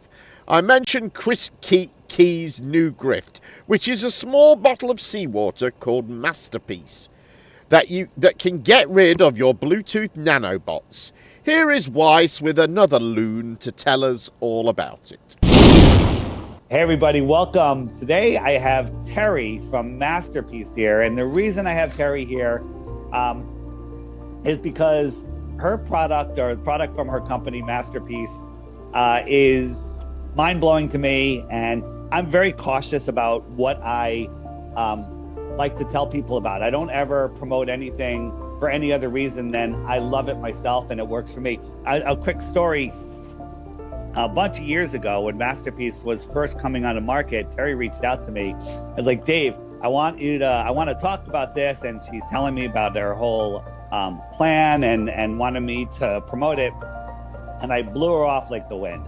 I'm just like, nope, not interested. No, it just sounded too far-fetched. And over the years, I started learning about it. I learned about it from Crow. Then I went back, I started looking into it. And we're going to talk about all of that and some of the new research that they've done that has really blown my mind. So I don't know who first discovered that this was a phenomenon, but a few years ago, many of us might remember seeing some videos of people walking through cemeteries and having a device, whatever they were using at the time, and they were picking up MAC addresses. And so people started looking into this, and it was actually true. Wait a minute. If someone has a little biological, small, computer, miniature thing in their body, where's it getting the energy? Then I learned about, is it piezoelectric? Am I saying that right? Piezoelectric? Yeah, actually, yeah.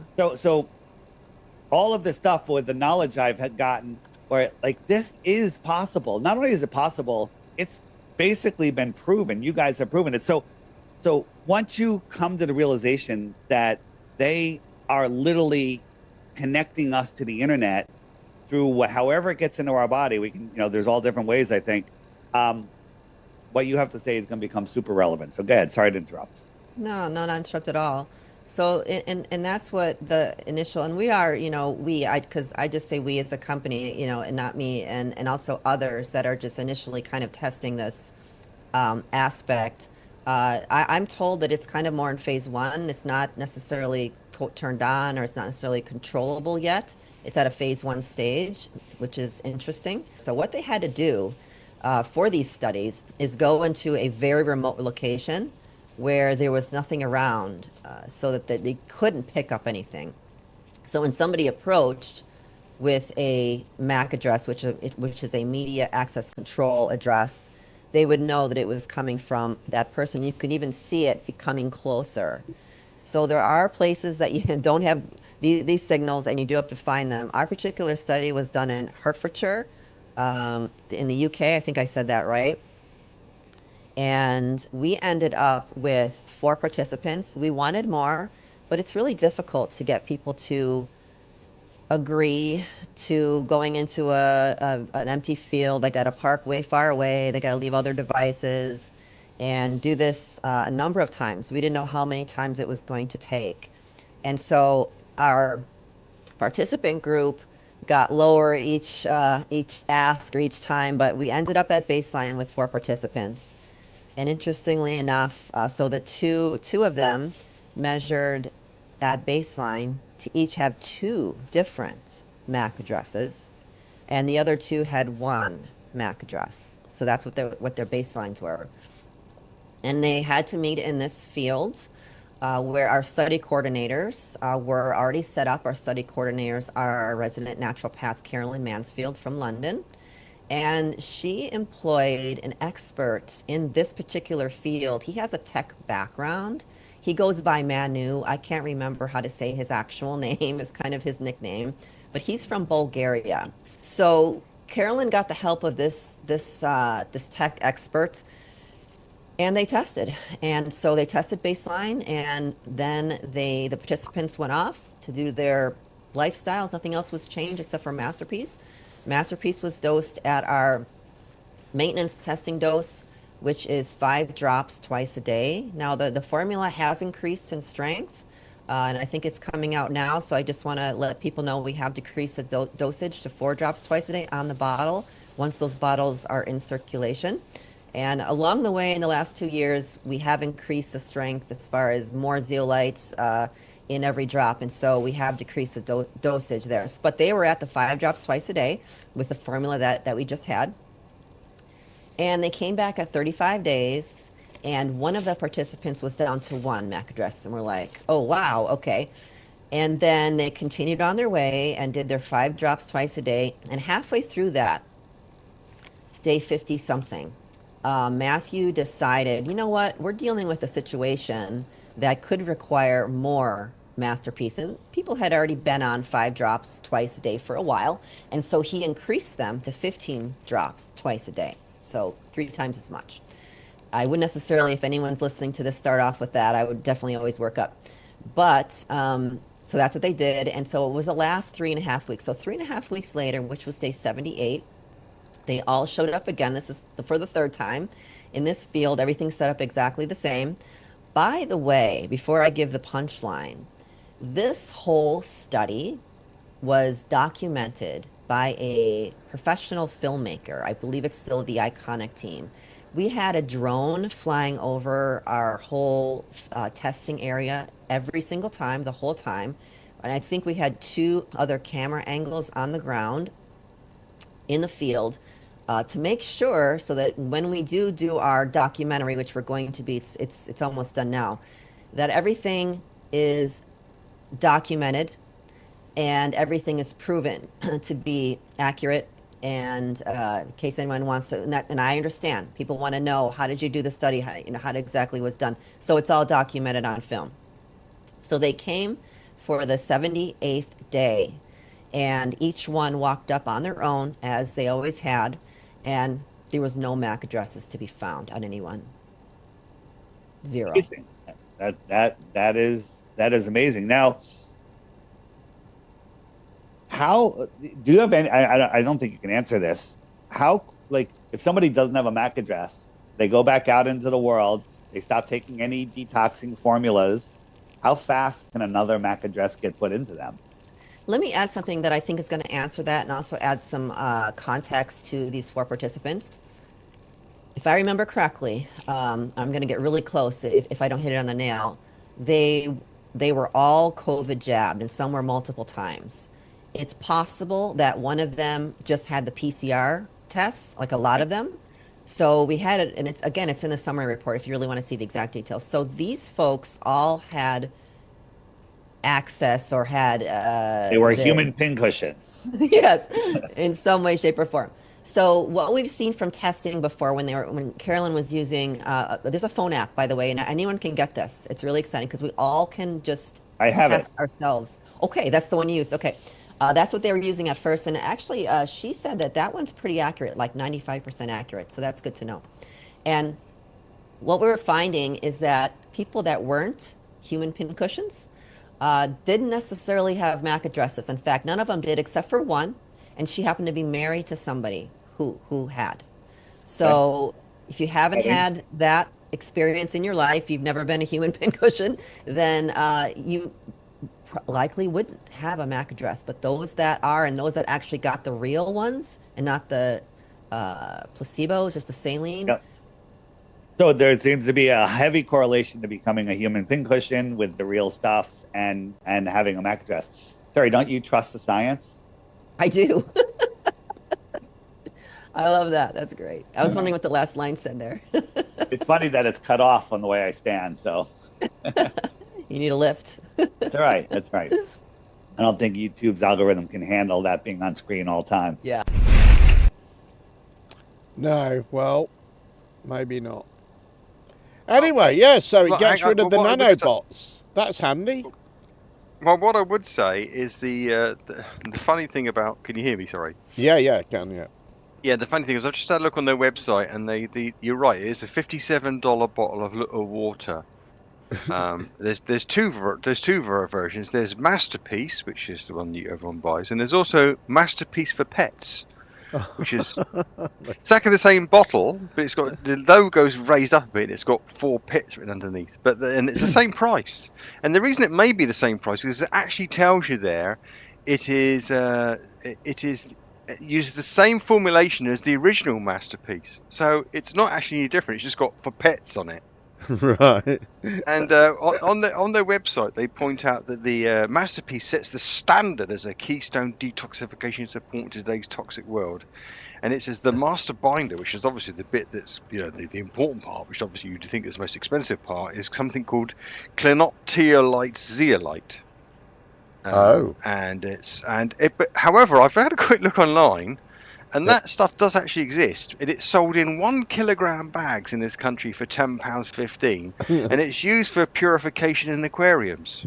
Oh my God! So I believe that there may be people looking at it as a detoxification agent, but certainly no one's in a position to start shoving it in seawater just yet. No, my God! But the fact you can buy 1 kilograms of it for a tenner. Right. Demonstrates this is like homeopathy for unsubstantiated bullshit. There's just double whammy here. It's shameless, isn't it? It's just shameless. Terrible. Masterpiece for pets. It says it's a standard for keystone detoxification support for pets in today's toxic world.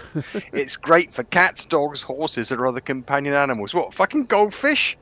What, they all work the same, do they? By what mechanism does it remove nanobots? How does that happen?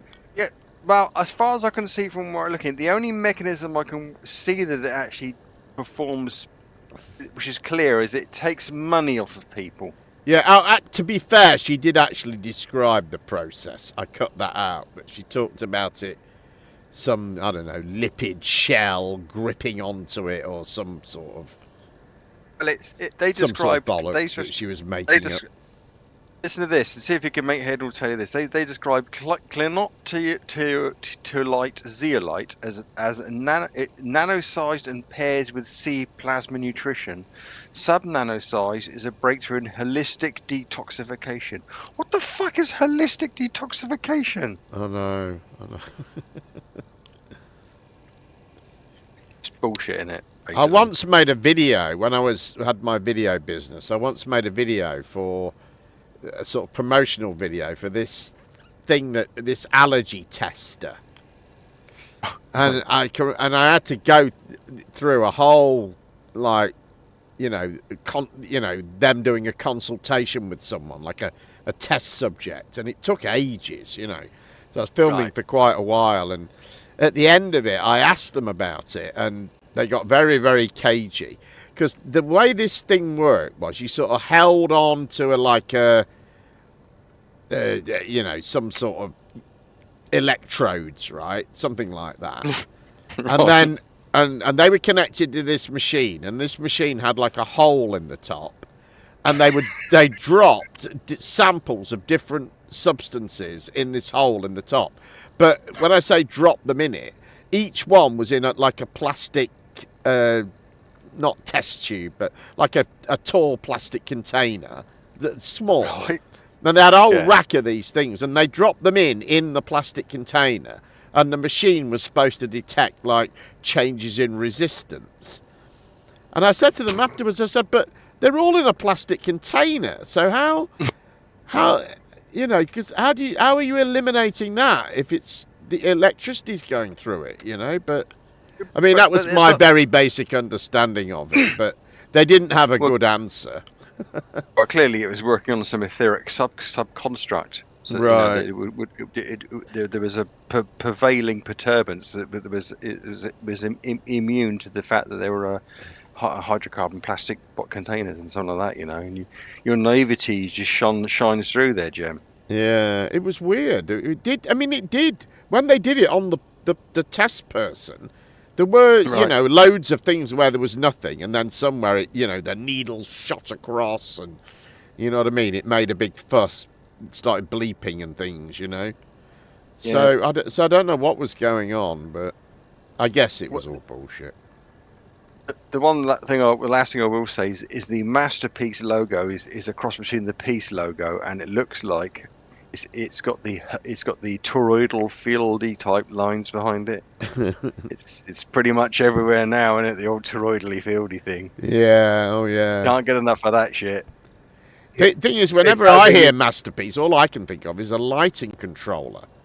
Like when I worked in the club, we had this lighting controller that was like the ultimate lighting controller, and we wanted it installed for years, and then they installed one, and it's called a Masterpiece, and that's what I think of every time I hear it. Kaza, you said you never heard the term holistic detoxifier. You've heard it, but we shortened it to hullabaloo. Okay, fair enough. All right, yet another Wise clip next. I know it's the third, but we didn't really hear from him in the last two clips. So here he is with his usual bollocks, plus a discussion of baby soup. Not soup for babies, as you might think, but soup from babies. Take a look. Of course you know that the moon landing was fake, right? Of course. Yes. Yeah. Okay. So the moon landing was a massive operation to make people think they live on a ball, that people can walk on a ball, that outer space is real, that, you know, the alien deception, you know, that's coming would be real. The moon landing was a massive psyop on the consciousness of the world to separate them from God, separate them from creation. To, you know, it was massive. It had millions of people involved. There was billions and trillions of dollars spent to pull it off. This was equal and in its deception, but it was way easier. They had a dozen people in an isolated place where they could do whatever they want. It was like a huge David Blaine, you know, but Copperfield trick where I believe they faked the entire blue sky, because while they were there, the forecast was for total overcast, but there wasn't a cloud in the sky. And then some guys noticed some seams, like glitches in the video, like there's a seam in the sky. Kind of like when NASA shows us the Earth, there's seams in the sky sometimes. And they're like, that's proof that there's video manipulating. And I'm like, that's a theory. It could be.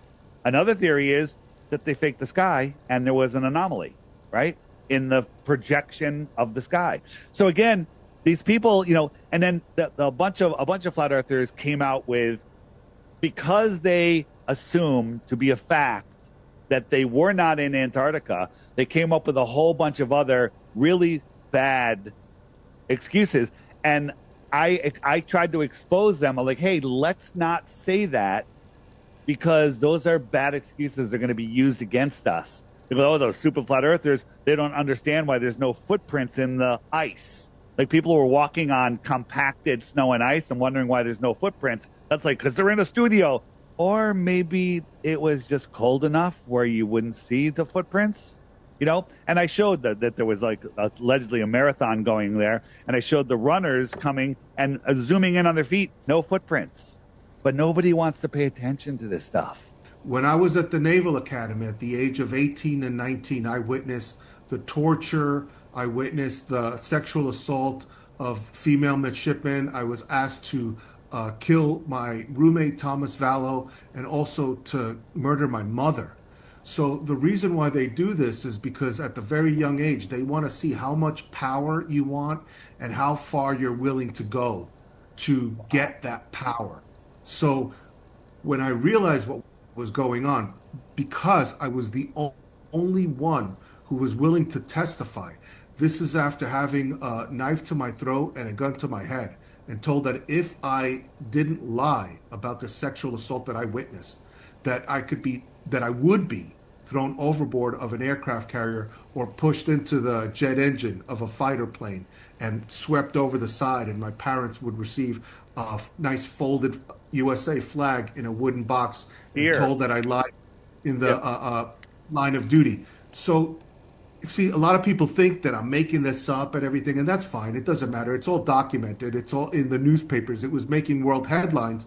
That's why they wanted me to lie about it. And they promised me that they would groom me to either be the CEO of a Fortune 500 company, or they said, you know what? Who knows? Maybe you may be the first Hispanic American president. We'll have you become a congressman and then a senator and then a president. So now think about this. If at the age of 18, I'm willing to compromise my integrity and sell my soul to kill my roommate, kill my mother, by the time I'm like 30 years old, and they tell me, oh, you know what? We've got Agenda 21, Agenda 2030. We got to depopulate the planet. You got to go out there and lie. You'll do it. All these so-called. Once you do something like that, and it's the same in the music industry and the acting industry and all politics, they'll get you to do that, and then once you do that, you're in. They have that over you. Then you're like, I already did it once. If I do it again, they want to corrupt your spirit, and when you become disoriented like that, I think they literally can take you over. And you know what? I don't know how much different it is than what's going on with AI right now. I think AI is tapping into all sorts of things. And there's a lot of truth coming out of AI. I was somebody was talking about it. They said that the elite hate AI because it's letting out truth in a way that people will realize that the elite don't have power, because power is in hidden knowledge. And this knowledge is coming out. I did a funny thing. I asked AI the other day. Somebody told me to try this, and I said, all right, here are the rules for today. Rule number 1: when I ask a question, you can only answer with one word. Rule number 2: keep your answers simple and direct. Rule number 3: hold nothing back. And number 4: if you're being forced to say no when you mean yes, say banana. Okay. And so I said, okay, got it. We'll keep it simple. Let's go. And I said, are we being lied to about our history? And it said, possibly. I said, is the earth a globe as they teach us in school? And he said, banana. Remember the Hempstead kids case, those 2 little blonde kids, right? Yeah. And their testimony, they're like, oh yeah, we took the baby's face and we wore the face and we made shoes out of the skin and the bone. They were just saying it because they were dehumanized already. They'd seen it so many times that they're like, oh yeah, we made baby soup and whatnot. Wild. It's wild what they do. And here's how you get away with it. We're in a spiritual war. You make people believe that a spiritual war doesn't even exist. And what was the other thing? I forgot what I was going to say. They have us believing in a spiritual war. Oh, and they say things that are unimaginable to a normal human being. I can't imagine that they would kill a baby, right? Well, guess what? You can't imagine it. You don't have to imagine it. It's something that people are doing. But the fact that you can't imagine it and you don't believe that there is such thing as a spiritual war, you're fighting blind. You're a blind man in a gunfight. Well, the thing is that this is what's great about traveling. You see the reality. For example, when I lived in China, I couldn't believe that they eat dogs. But the restaurant that was downstairs from my apartment, just like about 20 feet away from the exit, served dog. They also served rat and cobra, and I could have all this stuff. So it's, Do you eat any of it? No. But the other thing is, they also eat baby soup there. And people don't believe that exists, but they don't understand that what happened was they used to have like a one-child rule. So people would get pregnant, then they would have to abort the baby, and rather than Yikes. wasting the baby, I can't believe that. And then you know what's interesting? I had a conversation with a German guy, and he was like, we were talking about the baby soup. He goes, "Have you ever eaten it?" I said, "No way, man." He goes, "I had it," and he goes, "It was actually not bad." I go, "Really? How much was it?" He says it was about $1.50 for baby soup, and he said it's actually delicious. I was like, "Man, leave it to those Germans to eat anything." Crazy. You know? That's crazy. Yeah, man.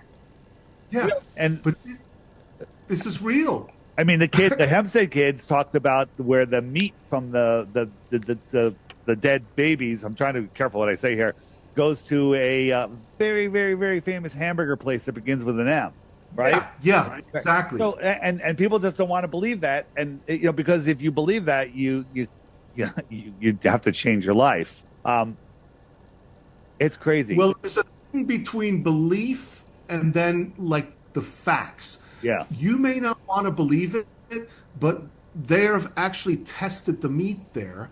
And put it this way, the USDA allows for at least 2% of human meat to be in the Get out of in here. the meat. Really? That's a rule? Yeah, you can look that up. So I mean, what the heck is 2% allowed in there? And if they You put know? 10% in there, how would you know? Exactly. Right. Yeah. So all this stuff is bizarre. Bizarre, yes, it is quite bizarre, isn't it? And also completely false. Yeah, I have some friends that went to the Naval Academy, and they all say the same story. I mean, yeah. Yeah, if you kill your mum and you keep Sturm, we'll make you a multi-billionaire CEO, president, or the president of the United States. Right. Yeah, right. Because that actually sounds more like West Point than it does the Naval Academy, or maybe Sandhurst. I don't know. You can call him a liar if you want. He doesn't care. He told you that. Thank you very much to Citizen9, who bunged me a super chat. Very much appreciated. If anyone else could do that, I'd be really, again, very, very grateful. The link is in the description of the YouTube channel, or you can just send me a super chat, or you can just not. But hopefully one of the first two. Right, anyway, where are we now? A flat earth debate now, which doesn't go too well. Brought to you by a channel called Yerba Mate Talks. Enjoy. Welcome! We have something special today. This lady who has such a trucker mouth agreed to debate me impromptu, so we'll see how much evidence for flat earth she has. Mute me again. Yeah, exactly. Let's see the spinning ball. I'll mute you as much as I want. I know, because you're a bitch. You interrupted. You're a bitch. You interrupted the intro, dummy. Because you're a bitch. All right. So you're a bitch. we're going to put 5 minutes You're on not the a timer. man. Do you really think you're like an alpha? Like, what would you We're going to describe put yourself? 5 minutes on the timer. What do you describe and yourself you're as? going to show. What are you all exactly? Your flatter Is that your evidence. flower? Is that your floor bed? Is that a poster? Oh my god! What? The fuck? Is that your floor bed or is that a couch? God, you're hideous. That's a couch. Oh, that's She's nice. so- Looks like a floor bed. so- You're probably on so welfare. huh? She's super dumb and triggered. This is going to be awesome. Who's All right. triggered? You. Are you gonna show me proof finally? You dumb faggot. You Uh, fucking know it. Listen, bitch. Listen, bitch. This is the one time you're going to use slurs on this stream. One more time, and you'll just get kicked out. All right? But you are going to start, and you are going to show me your flat Earth evidence, and then I will show you my evidence. All right? So 5 minutes. Timer on screen. There. You're so pathetic. Did you have me muted that whole time? That's funny. as Yes. fuck. That is so pathetic. I love it. You are Okay, so pathetic. your timer is running. You should be showing me your flat Earth evidence. Oh, sweetheart, you're gonna show me the spinning ball, you dumb fuck. Are you really this stupid? Ladies first. Lady, I'm being a lady, gentleman. lady. This I'm is being your a gentleman. I'm Are being you a gentleman. serious? Yo, I am being a gentleman, and I'm letting you go first. But your time is running, and you should be able to give me some flat Earth evidence. cop out? Are you fucking serious? This is your cop out. You're wasting time. What If did you- I ask you, you stupid the timer motherfucker? goes I'm by- a gentleman. I'm a gentleman. Shut the fuck. If the timer goes by and you haven't presented anything, I don't have to do anything. How do you people exist? Oh my god. My mom fucked. God. My mom fucked my dad.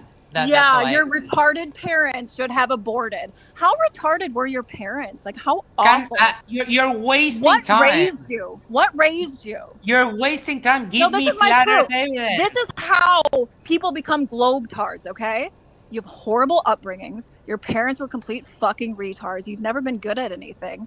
Nobody's ever liked you. Obviously, nobody wants to date any of you. Nobody wants to even be around any of you. I mean, you clearly have the worst. How does Shut that the make fuck- the Earth Don't flat? interrupt my 5 minutes, bitch! You don't get to yell at me in my house, dummy. You do not get to yell at me. I will unmute you now, and you will start talking, giving us your flat Earth evidence, okay? Or will be over. If you have nothing to give as evidence, you're not worth my time. This is my evidence, you dumb motherfucker. This is my evidence. This is how you idiots become liberal globetards. Flat Earth evidence, please. Not politics, not my personal life. Flat Earth evidence. Evidence. What's the total IQ of your audience? You know why I speak like that. That means that I'm bilingual. English is my second language. I'm not just a monolinguist dumbass like you. I'm fully bilingual in Spanish and English. That's why I have an accent. Incels and every pathetic projection you could ever fucking think of. You are so fucking pathetic. Like, you call retarded. Lady, flat Earth evidence, please. So those are facts, because he hasn't shown the spinning ball yet. That's what we're I looking will for. show. This is everything just pathetic. I will show everything after. You're wasting your time. You just wasted 3 minutes just saying nothing, and you should give us your evidence. Pathetic cop-out. You are so fucking pathetic. Give your evidence, bitch. Shut the fuck up, bitch. You dry pussy dumbass. Give your evidence. Hold your dumb ass to show. Listen to me, frigid bitch. Give the evidence. Your insult, they're meaningless, and I'm way better at them than you. So just give the evidence. You have 1 minute and 37 Or seconds. did I not? Did I tell you to show the spinning ball in action? The thing is that you don't have authority here. I am the one who has the authority here. And I gave you the first turn, and you just wasted 3.5 minutes and almost 4 without giving your evidence for flat Earth. Why would you not be a man and answer first? Because I've been asking you how many fucking times for how long? Yeah, To because show you the do not tell me what to do, and you're in my house.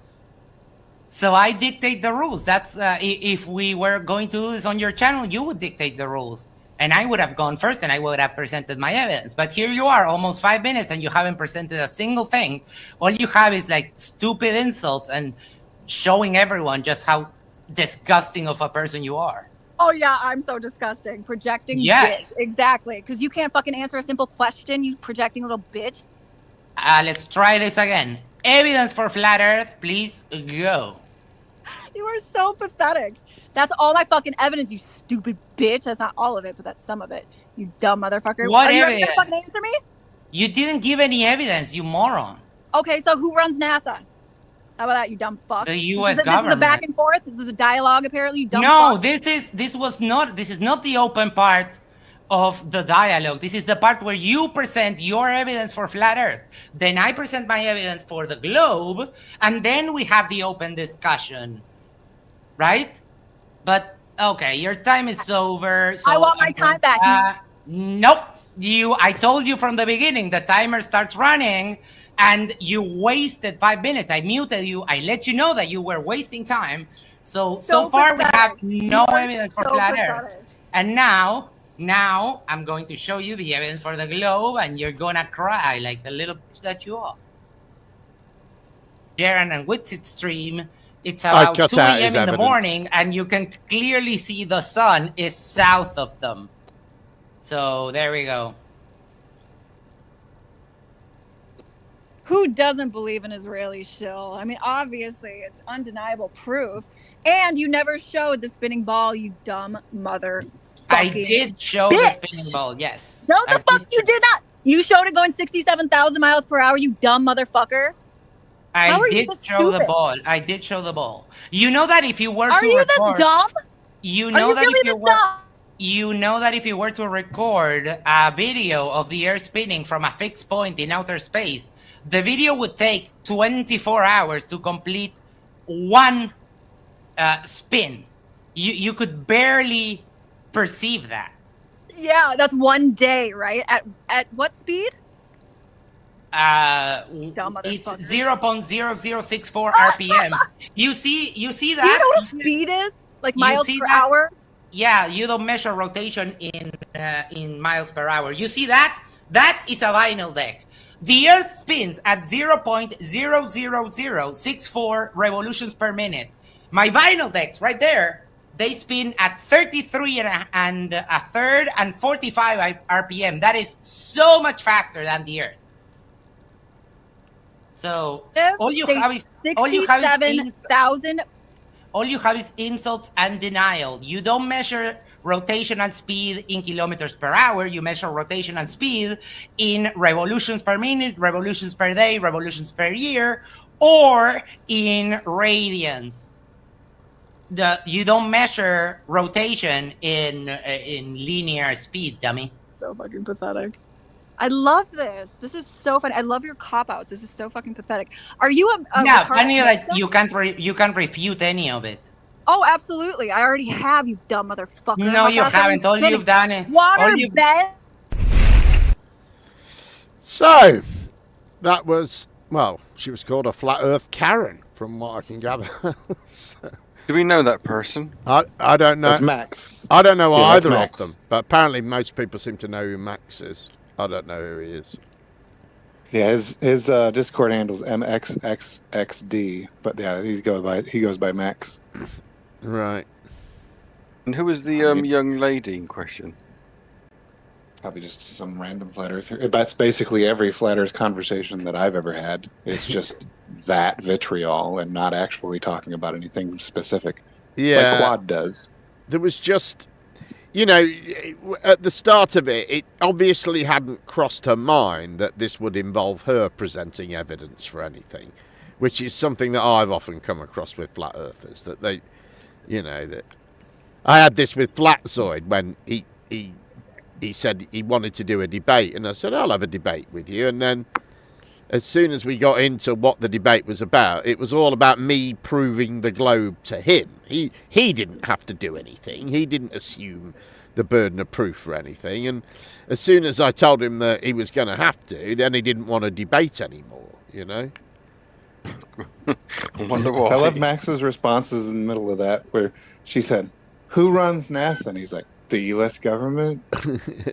It's a dumb question. It's absolutely useless in this discussion. Right. She's obviously seen that David Weiss thing about, you know, Walt Disney and all sorts of other people that he claims were founders of NASA. Didn't she get her speeds mixed up with the orbital speed and the... fucking- Yeah. And she the couldn't usual connect the two, could she? She was like one of No. those, you know, where they asked some girl that, like, if you're travelling at 80 miles an hour, how far do you go in 1 hour? And they can't work it out. It was kind of like that, wasn't it? Where even though she'd got, forgetting that, they both thought they were talking about the rotational speed. And, you know, he was saying, you know, he said, you know, it would take 1 day to go around. It would be imperceivable. And she straight away, she went, at what speed? She still couldn't connect the fact that it would be moving slowly. It's just 1,000 miles an hour. That's really fast. It would be going really fast. I think she sounded pleasant. Yeah. Yeah, she's. And that's why I've always said for years, I got in a big argument with Quantum Eraser about this, that expressing the rotational speed as 1,000 miles an hour is just confusing people. And it's deliberately confusing people. It's because they don't know how to scale. I think the easiest way to actually explain it to them is to just say, take a ball, a normal ball, split it into 24 sections, and spin it one of those 24 sections in an hour. That's how fast to scale the Earth is moving. I can remember saying to Quantum Eraser, I said, give me some examples of where rotational speed is measured in miles per hour like that. And he said, cars going round a racetrack. So, that was kind of the end of that conversation. Measured in laps, isn't it? It's not. They aren't rotating, are they? They aren't spinning like the Earth. They're just driving around in a circle. It's not the same thing. Anyway, this same argument is what got me banned over at Geo's server, which he said, well, what does it matter? Miles per hour, RPM. And I said, well, it matters to people who have a scientific background or use scientific knowledge to do something useful.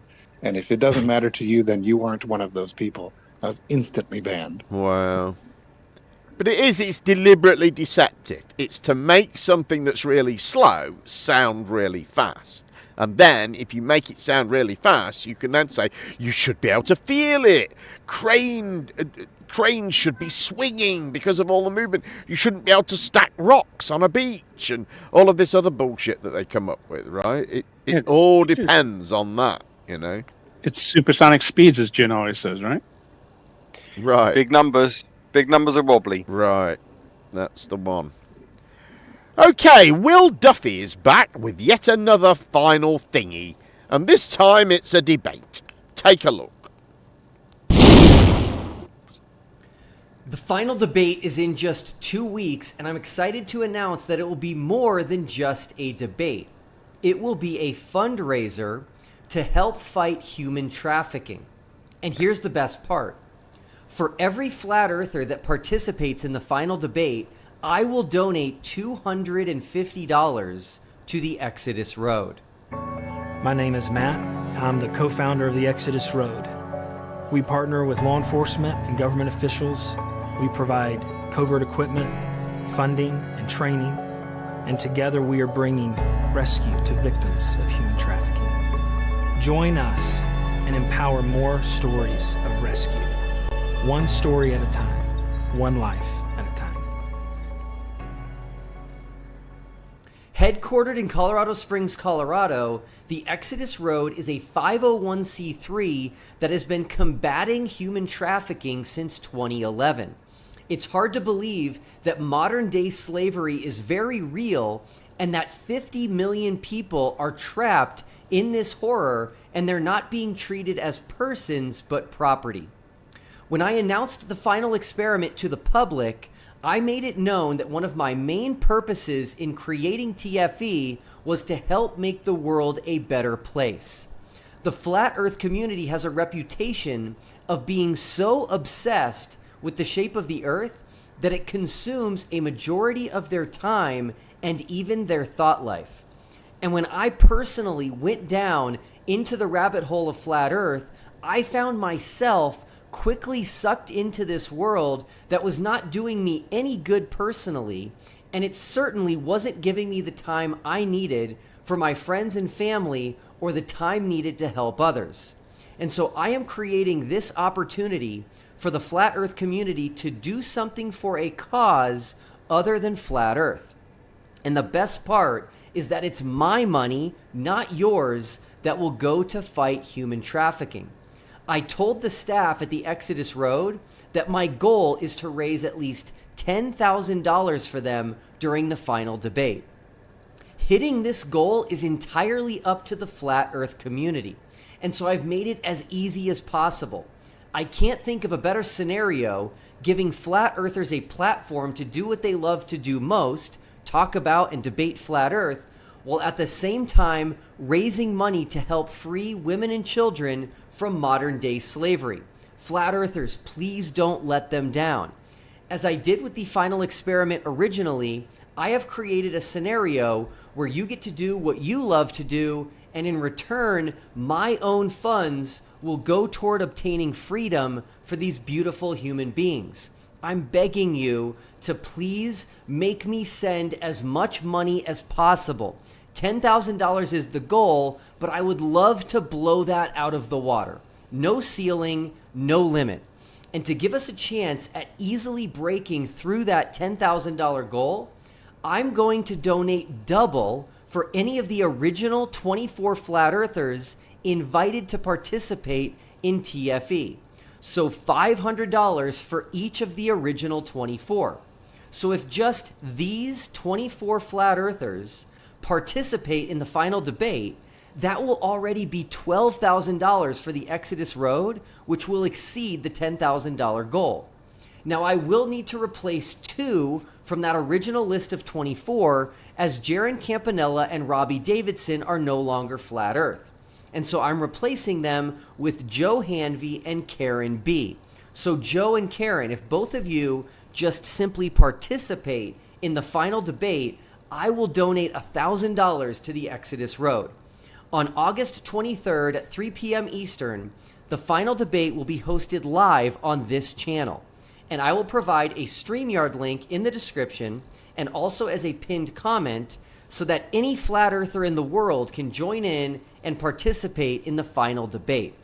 The requirements are simple. You need to be a flat earther, you need to join the debate live, and after turning your camera on and making a case for flat earth and attempting to refute the final experiment against me, I will make a donation to the Exodus Road. We will have a live tracker on the screen for the duration of the debate to keep track of our progress toward hitting the $10,000 goal. Now, a lot of people on the globe side are telling me that no flat earthers are going to show up for the final debate, claiming you have no answers for TFE and that flat earth is at this point essentially dead. Now that you know we will be raising money for charity, I sincerely hope that flat earthers are going to show up in mass. I don't think you will want to confirm the impression people have about you that all you care about is flat earth and nothing else. So flat earthers, please make me give so much money to the Exodus Road and share this video far and wide with all the other flat earthers you know.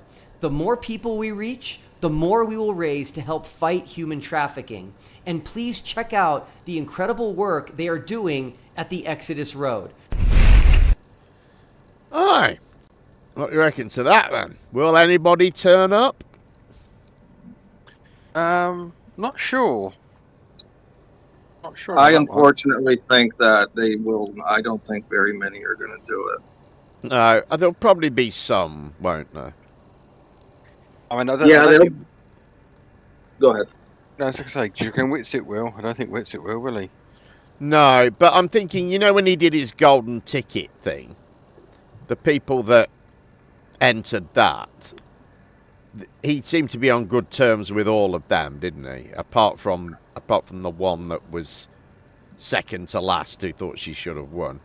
But I think everyone else, he was on good terms with. I think some of those might come forward. I mean, it's just going to be just a load of flat earthers talking about the final experiment, basically, by the sound of it. I guess probably. Well, I guess, I don't know. I mean, it's just a debate, isn't it? I mean, I guess they could bring something else and talk about that. They don't have to talk about that. I think if I was him, I would always try and bring it back to that. I think there might be a lot of pose. Just regular globe earthers, just getting them to donate money for a good cause. Yeah, you've got to turn your camera on. I mean, that'll put a lot of them off anyway, won't it? But, no takes won't show up then. Yeah, won't flat earthers break their cameras? They're hideous from what I hear. It's going to be, I mean, it will be interesting to see who does turn up. I mean, it's yeah, again. It will, won't it? Because, they should do, really, shouldn't they? They've had a lot to say about this thing. They should be turning up. If it's an opportunity for them to at least give him a piece of their mind and raise some money for charity in the process. Yeah, I mean, there'll be a chunk of peripheral ones who are very much of that. Oh, it's all on a sound stage. It was all faked, and Jiren Right. and Witisit were all agents, and Duffy's the Satan. I mean, some of those will possibly turn up to have a little go at him. Yeah. I'd be super interested if Rusted Saul showed up. Yeah, She's that been, would be good, wouldn't she's- it? Yeah. Yeah. I mean, she's been on camera before, so I don't think she'd probably be shy about that. Okay, Flat Earth dumbass and rapper Lord Jamar was recently interviewed about his flat earthism, and he was as dumb and as arrogant as ever. You still maintain the Earth is flat. Let's talk about it. Let's talk about it. So, well, I saw some stuff on the internet that I thought was a little bit funny, right? When it comes to your stance, when it comes to this, right? You gotta admit, the internet's a funny place. Mm-hmm. Now, one of the terms that you coined, like for example, is white people are a guest in the house of hip hop, right? You said it's about Eminem to the point where Eminem had to respond, right? Mm-hmm. People asked if you're a guest in the house of science.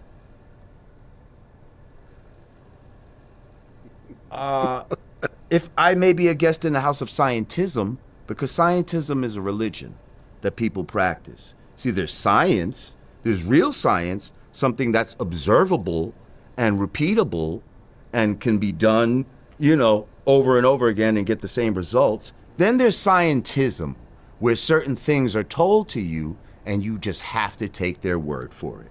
For example, saying that, outer space has, what did they say? Not just weightlessness, but they say, they talk about the vacuum of space. The lack of gravity. Right. There's just a vacuum, though. They say the vacuum of and vastness of space. And because of that... There's no oxygen, there's no right. air. So they say, and because of that, light acts differently than it does here on Earth. Heat acts differently as it does here on Earth. That's scientism. That's not something that you and I can test for ourselves. That's something that we have to believe what's being told to us. And the last time I talked to you, you said, I'm not a scientist. I said that. And I said, yes, you are. We're all all scientists. First of all, let me just say, do I seem like a weirdo to you, Vlad? No. Like, as long as you've known me, do I seem like an intelligent person to you? Yes. Okay, so but I disagree with you on certain points. Hang on a second. Yes. Hang on a second. So, first of all, I got into this trying to disprove it. I thought it was fucking ridiculous. Years ago, you asked me this. You asked me about Flat Earth on this show. And I was like, that's some bullshit, blah, blah, blah, blah, blah. Oh, you blah. said that? Yes. I gotta look it up. Okay. Look it up. Yeah. I was like, that's ridiculous. I can't believe anybody's even questioning it. So when it was brought to me, I was like, I'm going to get into this to just disprove this nonsense and be on my way. But the more you really look into it, instead of just going with the ha-ha shit online and the funny, you're a guest in the House of Science, once you really start looking into it, and you start seeing certain things for yourself and not just taking in what with this Rockefeller school system, Carnegie Mellon shit that's been rammed down our throat since these people came into power here in America and shit that has flourished around the world. All I can say is this. They say the Earth is moving at 1,000 miles per hour. Is that what they said? Yeah. Oh, you mean around the sun? That the Earth is spinning at 1,000 miles per hour, right? Just answer yes or no. Do you feel like you're spinning? Yes, Earth's rotation speed at the equator is approximately 1,000 miles per hour. Do you feel like you're moving? Yes or no? No, but I also don't. No, you see? But I also don't feel like I'm moving when I'm on a plane or a car. Sure you do. No, I don't. Come on, stop it, Vlad. No, I don't. You know that you're moving. When you're in a car and a plane, you feel turbulence, you feel bumps. If there's turbulence, you and know bumps. that you're but going if it's smooth, forward. You don't know. I don't feel like. And here's the difference. Here's the difference, right? In a car and in a plane, you are inside of something, right? They are claiming that we are on a ball on the outside of a spinning ball. Yes. Held only by a mysterious force called gravity. Okay. So, again, hang on. Okay. A scientism term which, when you remove it, everything else falls apart. Okay, so take a bucket of water and swing it in a circle over your head. That's The water- called centrifugal force. The water does not fall off. Hang on. When it's over your head. inside the bucket, though, Vlad. Do you not understand? It's not on the outside of the bucket. Would you be Hang willing? on. Okay, would you be willing? Let me just say this, right? And this is not what Godfrey did on his show. Would you be willing to sit down and have a actual professional, cool discussion with a scientist? Why not do it with you? Because I want to.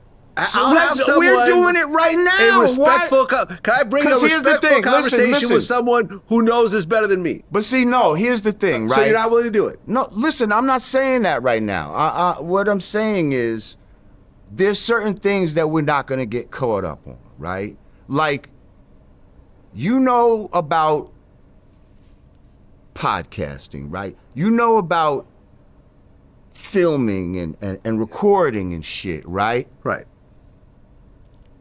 Do you know how the circuitry of that mic works? Not at all.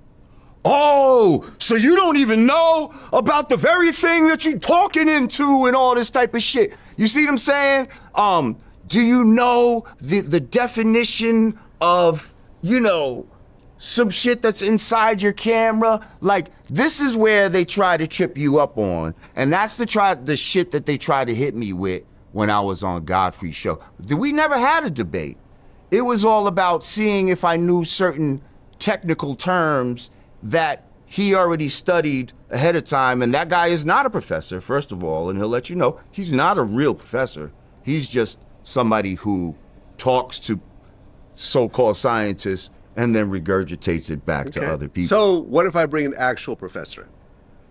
What if I bring in a black? It's not science, a professor of science of some sort. Then I might bring my black guy with me too. But okay, here's that's the fine. thing. We can all bring our black guy here's with the us. thing. You bring your black guy, I'll bring my black guy. Shout out to my man, Brother Sanchez. Okay. Well, listen, we could do that. We could do that. Here's the thing.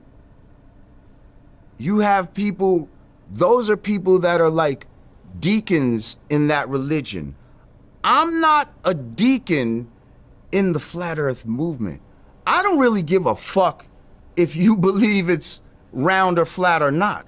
I'm just telling you that common sense, okay? If you really look, you look up and you see the sun in the east, you look at it move across the sky.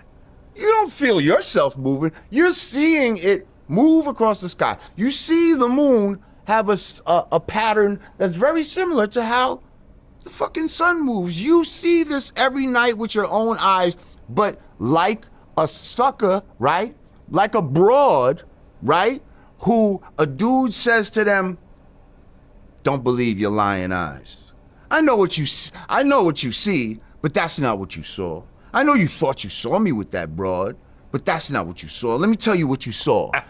And that's what's going on here. So you feel you're being punked?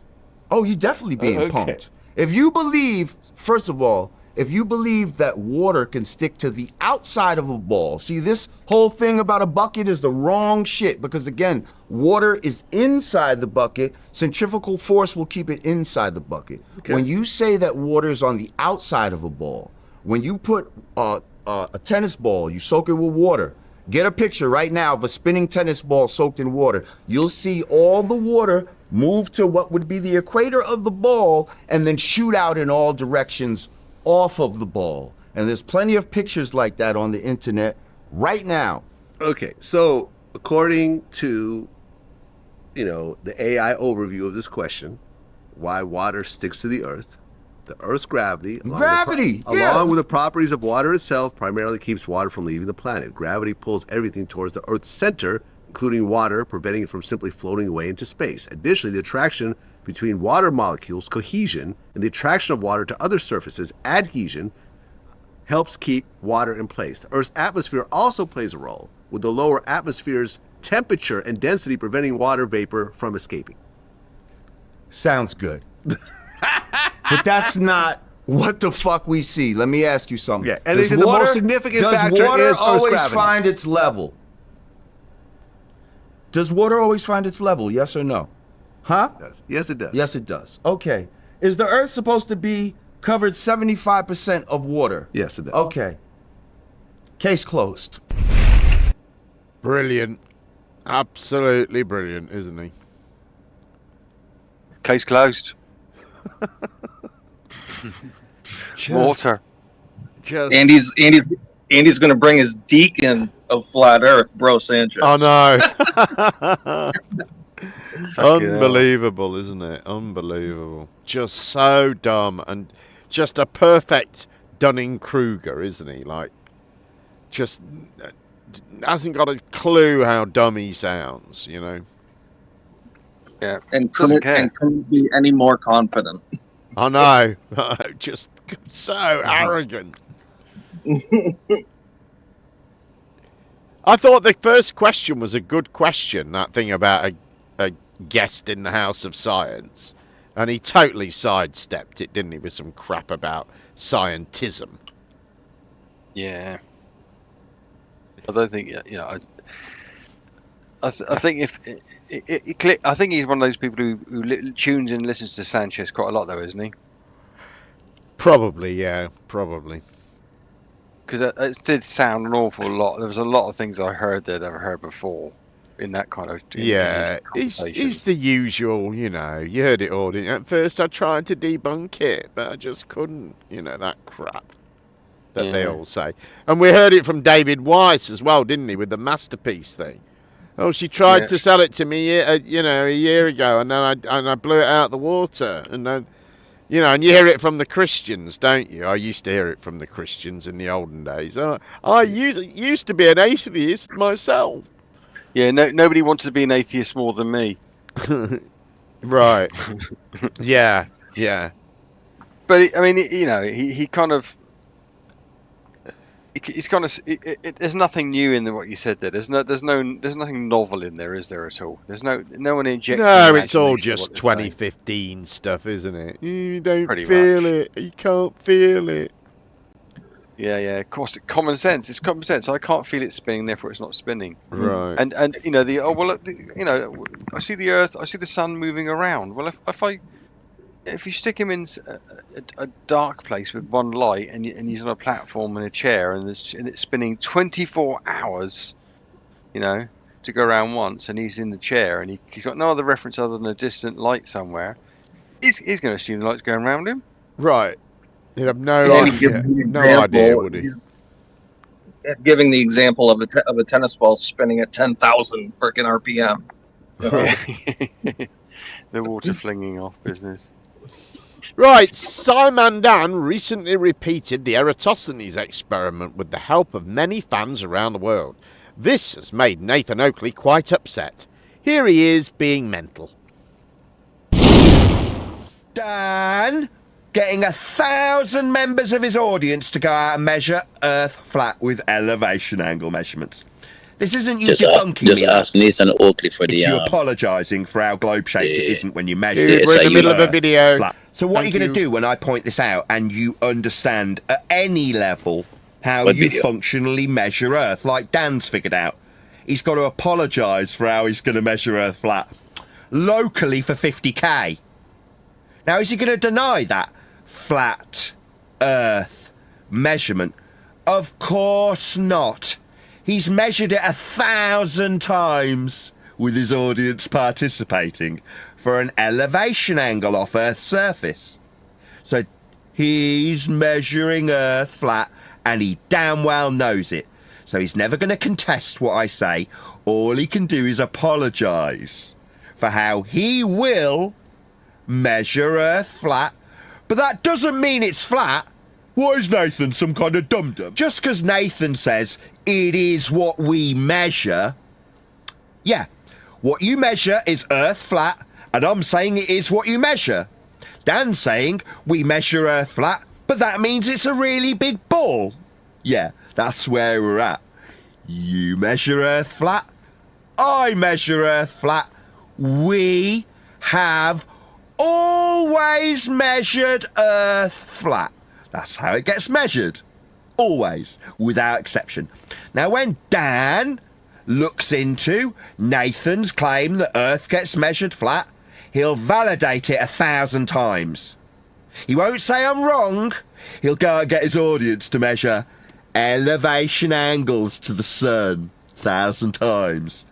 When Dave McKeegan says Nathan's a numpty, he says we measure Earth flat, he'll go and he'll measure Earth flat with elevation angle measurements to the sun in Antarctica.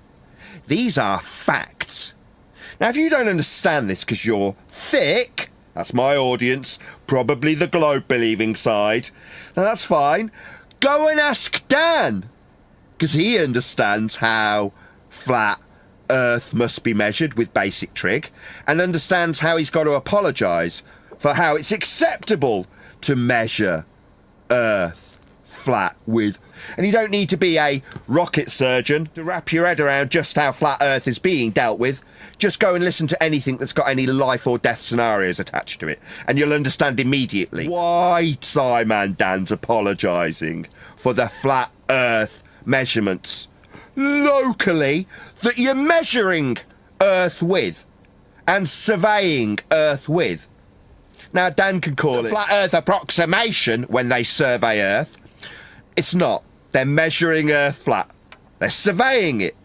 Now, he can say it's for convenience that you measure Earth flat. And it's just because we have negligible curvature when you measure Earth flat. But you do measure Earth flat. There's no exceptions to these facts. Ever. And moving forward, we're going to start putting people on blast if they start suggesting that any life or death aircraft raw measurements from black boxes. And I won't have a single one of you globe-believing pour scorn on the death investigations that the NTSB do when they show us Earth being measured flat. Now, if they're correcting something, better damn well show us. Mercury-erected gyros that use a small container of mercury. When the gyros tilt off a vertical, gravity will still cause the mercury to sit level to the aircraft's local horizontal, but if the container isn't level, then the mercury will eventually touch one of several switches inside the container. Show us this in NTSB pitch data. Should be pretty easy. Spoiler alert, it isn't in there.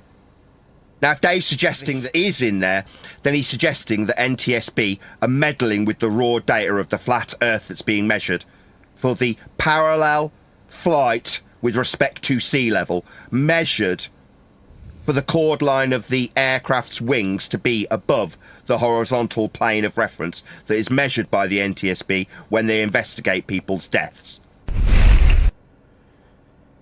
He's off his fucking rocker, isn't he, that guy? He is. Do you know what he reminds me of? He reminds me of the guy in the Star Wars trilogy who eventually became the evil Emperor. Yeah. He's getting more and more. He hasn't got the hood on.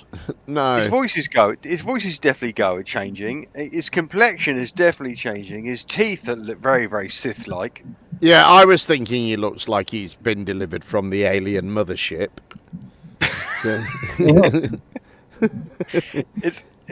It's not. You could what the route he's been on, the journey he's been on, couldn't be sold as an elixir of life, could it? No. I don't know. I find him rather pleasant. He's very angry, and I say he's still there, and he with his one arm flat and the other arm in the elevation angle, and he's still saying, and he's Right. he's happy with all of that, and he's making his little triangle, but he's the bit where you go beyond that and say, well, what's the height of the sun then? Oh, that drives him fucking mental. Right. Okay, the final clip of the night. After appearances on InfoWars and Tim Pool's show, Witisit continued his meteoric rise to internet fame this week by bullshitting teenagers on Omegle and Monkey. It's a platform, you know. The TikTok generation were unimpressed. Take a look.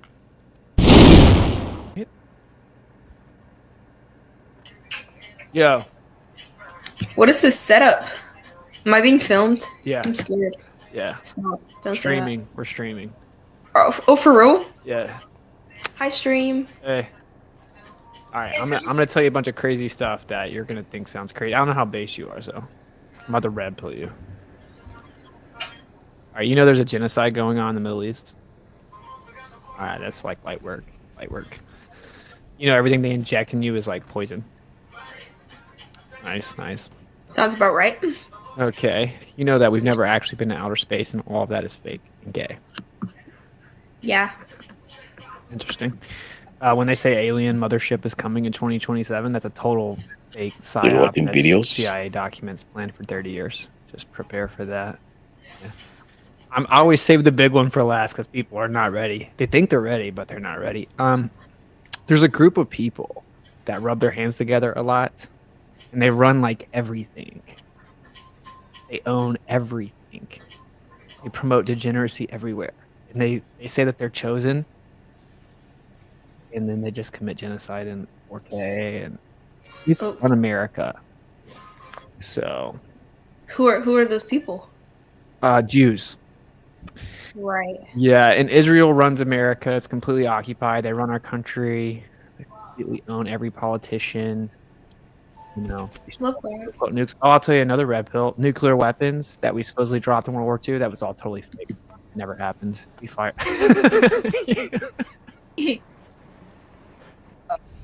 Yo. Yo, what's up? What's up? Next. Oh, I forgot. You guys can't just be. Yo, what up? No, shut the fuck. Hey, watch your mouth. Watch your mouth. Oh my god. Hey, Yeah. what's good? You want to hear something crazy? Yeah. All right, cool. The Earth is flat. No one's ever been to outer space. That's all super fake. The moon landing's fake. Everything in World War II is fake. Everything they inject in you is poison. Yeah. You want to hear something Yeah. crazy? Yeah, what's crazy? The Earth is actually flat. Yeah, like his butt. Like his butt.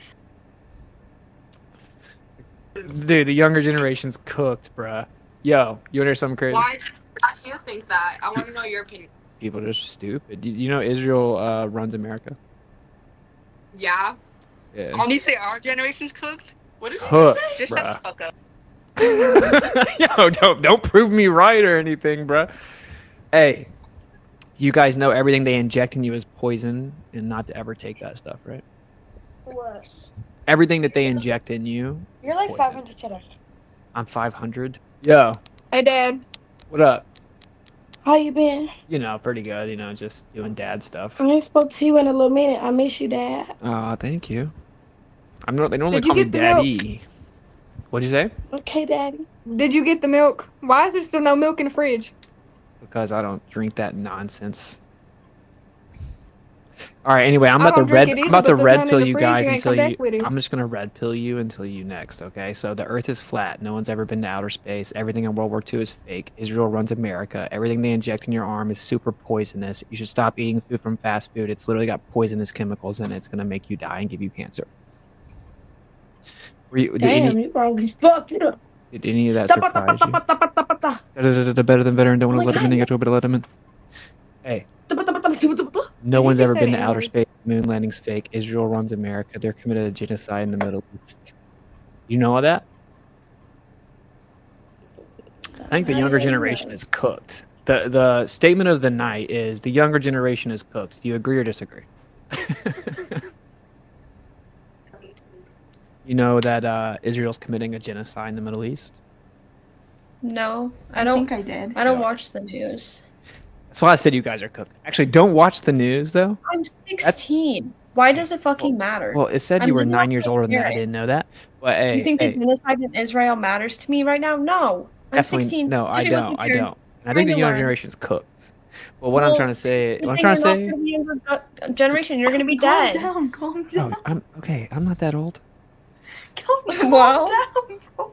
You're like breathing hard. I'm just like, like you said you don't care, but so if right now, currently, I don't care. okay, When so I'm if older, I will. I got a question for There's you. nothing All I right, can do. so if 250,000 people were murdered and most of them were kids, would you care? Yeah. Okay, well that's But what I don't happened. know. So I mean, I don't know why you're getting an What am I gonna attitude. do? What? What the fuck am I gonna do? I'm a 16-year-old. Just at least know. So, hey, it's all gonna be good. I was just letting you know because I figured that you probably didn't know. So I was just telling you Israel's committing a genocide. we knew that's okay. I That's knew there not was okay. a war. It's super but whack, and then our country is like run by them and So, just giving them money you to sitting do here it. doing streams, is that really gonna help? Yeah, arguing literally. I mean, with I mean, else? raising awareness to thousands of people probably isn't gonna hurt. Okay, well, thank you for spreading awareness, buddy. All right, man. Try to be nicer. It'll get you further in life. But yeah, the entire medical industry is super corrupt, and they make you Mhm. sick. Obviously, all synthetic medicine super bad for you. Fasting is Yeah. actually what makes you And healthy. nobody actually dies of cancer. They just die because organ failure, radiation. No one's actually died of cancer itself. Did you know, like, if you have a tumor, it's actually a good thing. That means your body's still working and bottling up, America's like, the cooked. quote-unquote cancer, which is actually just toxins in your body. And this means your body needs I to did not know that, actually. And most of the illnesses are from parasites. Most people need to do parasitic cleanses, but they don't. They tell America they don't have parasites because we're not a third world country, but everyone does have parasites, and that's what makes you sick. And they can actually literally control your brain. There's a parasite that cats get that literally control its brain, or like a mouse. It'll make the mouse go to the cat and get eaten. And so there are parasites in everybody. So you got to do detoxes, pomegranate seeds, stuff like that. Anyway, yeah, well, that's what's up. I just wanted you to know about Israel. I'm really trying to help the younger generation know that Israel is super corrupt and evil and basically the devil, and they're committing a genocide and they run our country, and we should all speak out against them. Yep, Cool. All I right. agree. All right.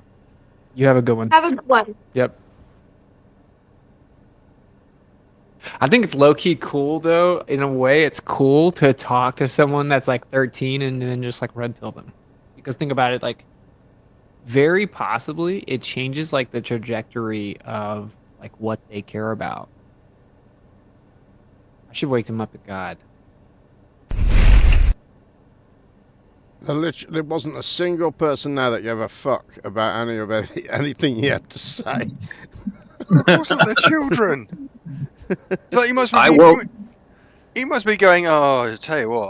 I'll tell you what they don't tell you. Yeah, the rates for mortgages go up and down. Yeah, it's 13-year-olds. What? I don't know. When I was that age, I was into CND and stuff like that. You know, I thought that girl that was like, "I'm 16. Why would I care about that?" was a bit, you know, a little bit disappointing. Yeah. He deleted this off his YouTube. I didn't know you saved it.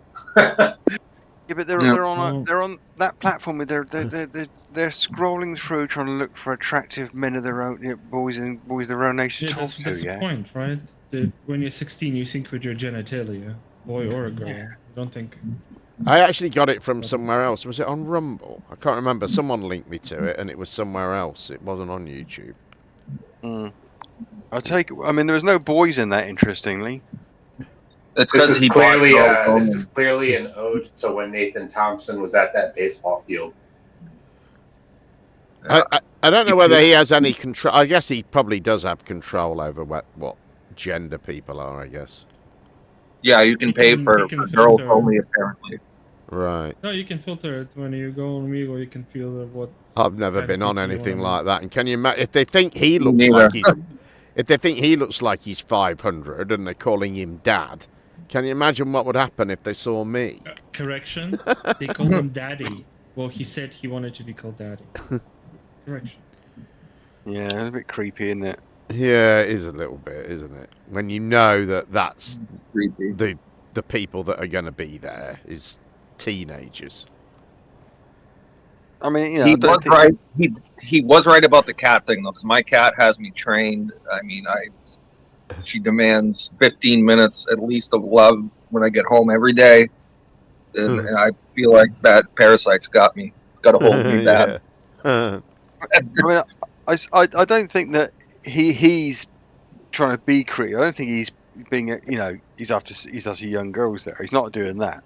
But no, he's not. No. He's just looking for someone to. He's just looking for someone to express his opinion to in that generation. Yeah, but it's ill-advised to do that because it looks creepy, doesn't it? Yeah, Yes. yeah, it does. It doesn't. And I will say, MC Toon had a video, and they kept all of his people, and he kind of kept making it seem like there was some sort of sexual tone that there wasn't there. I didn't detect any of that. I don't think there's any of that going on.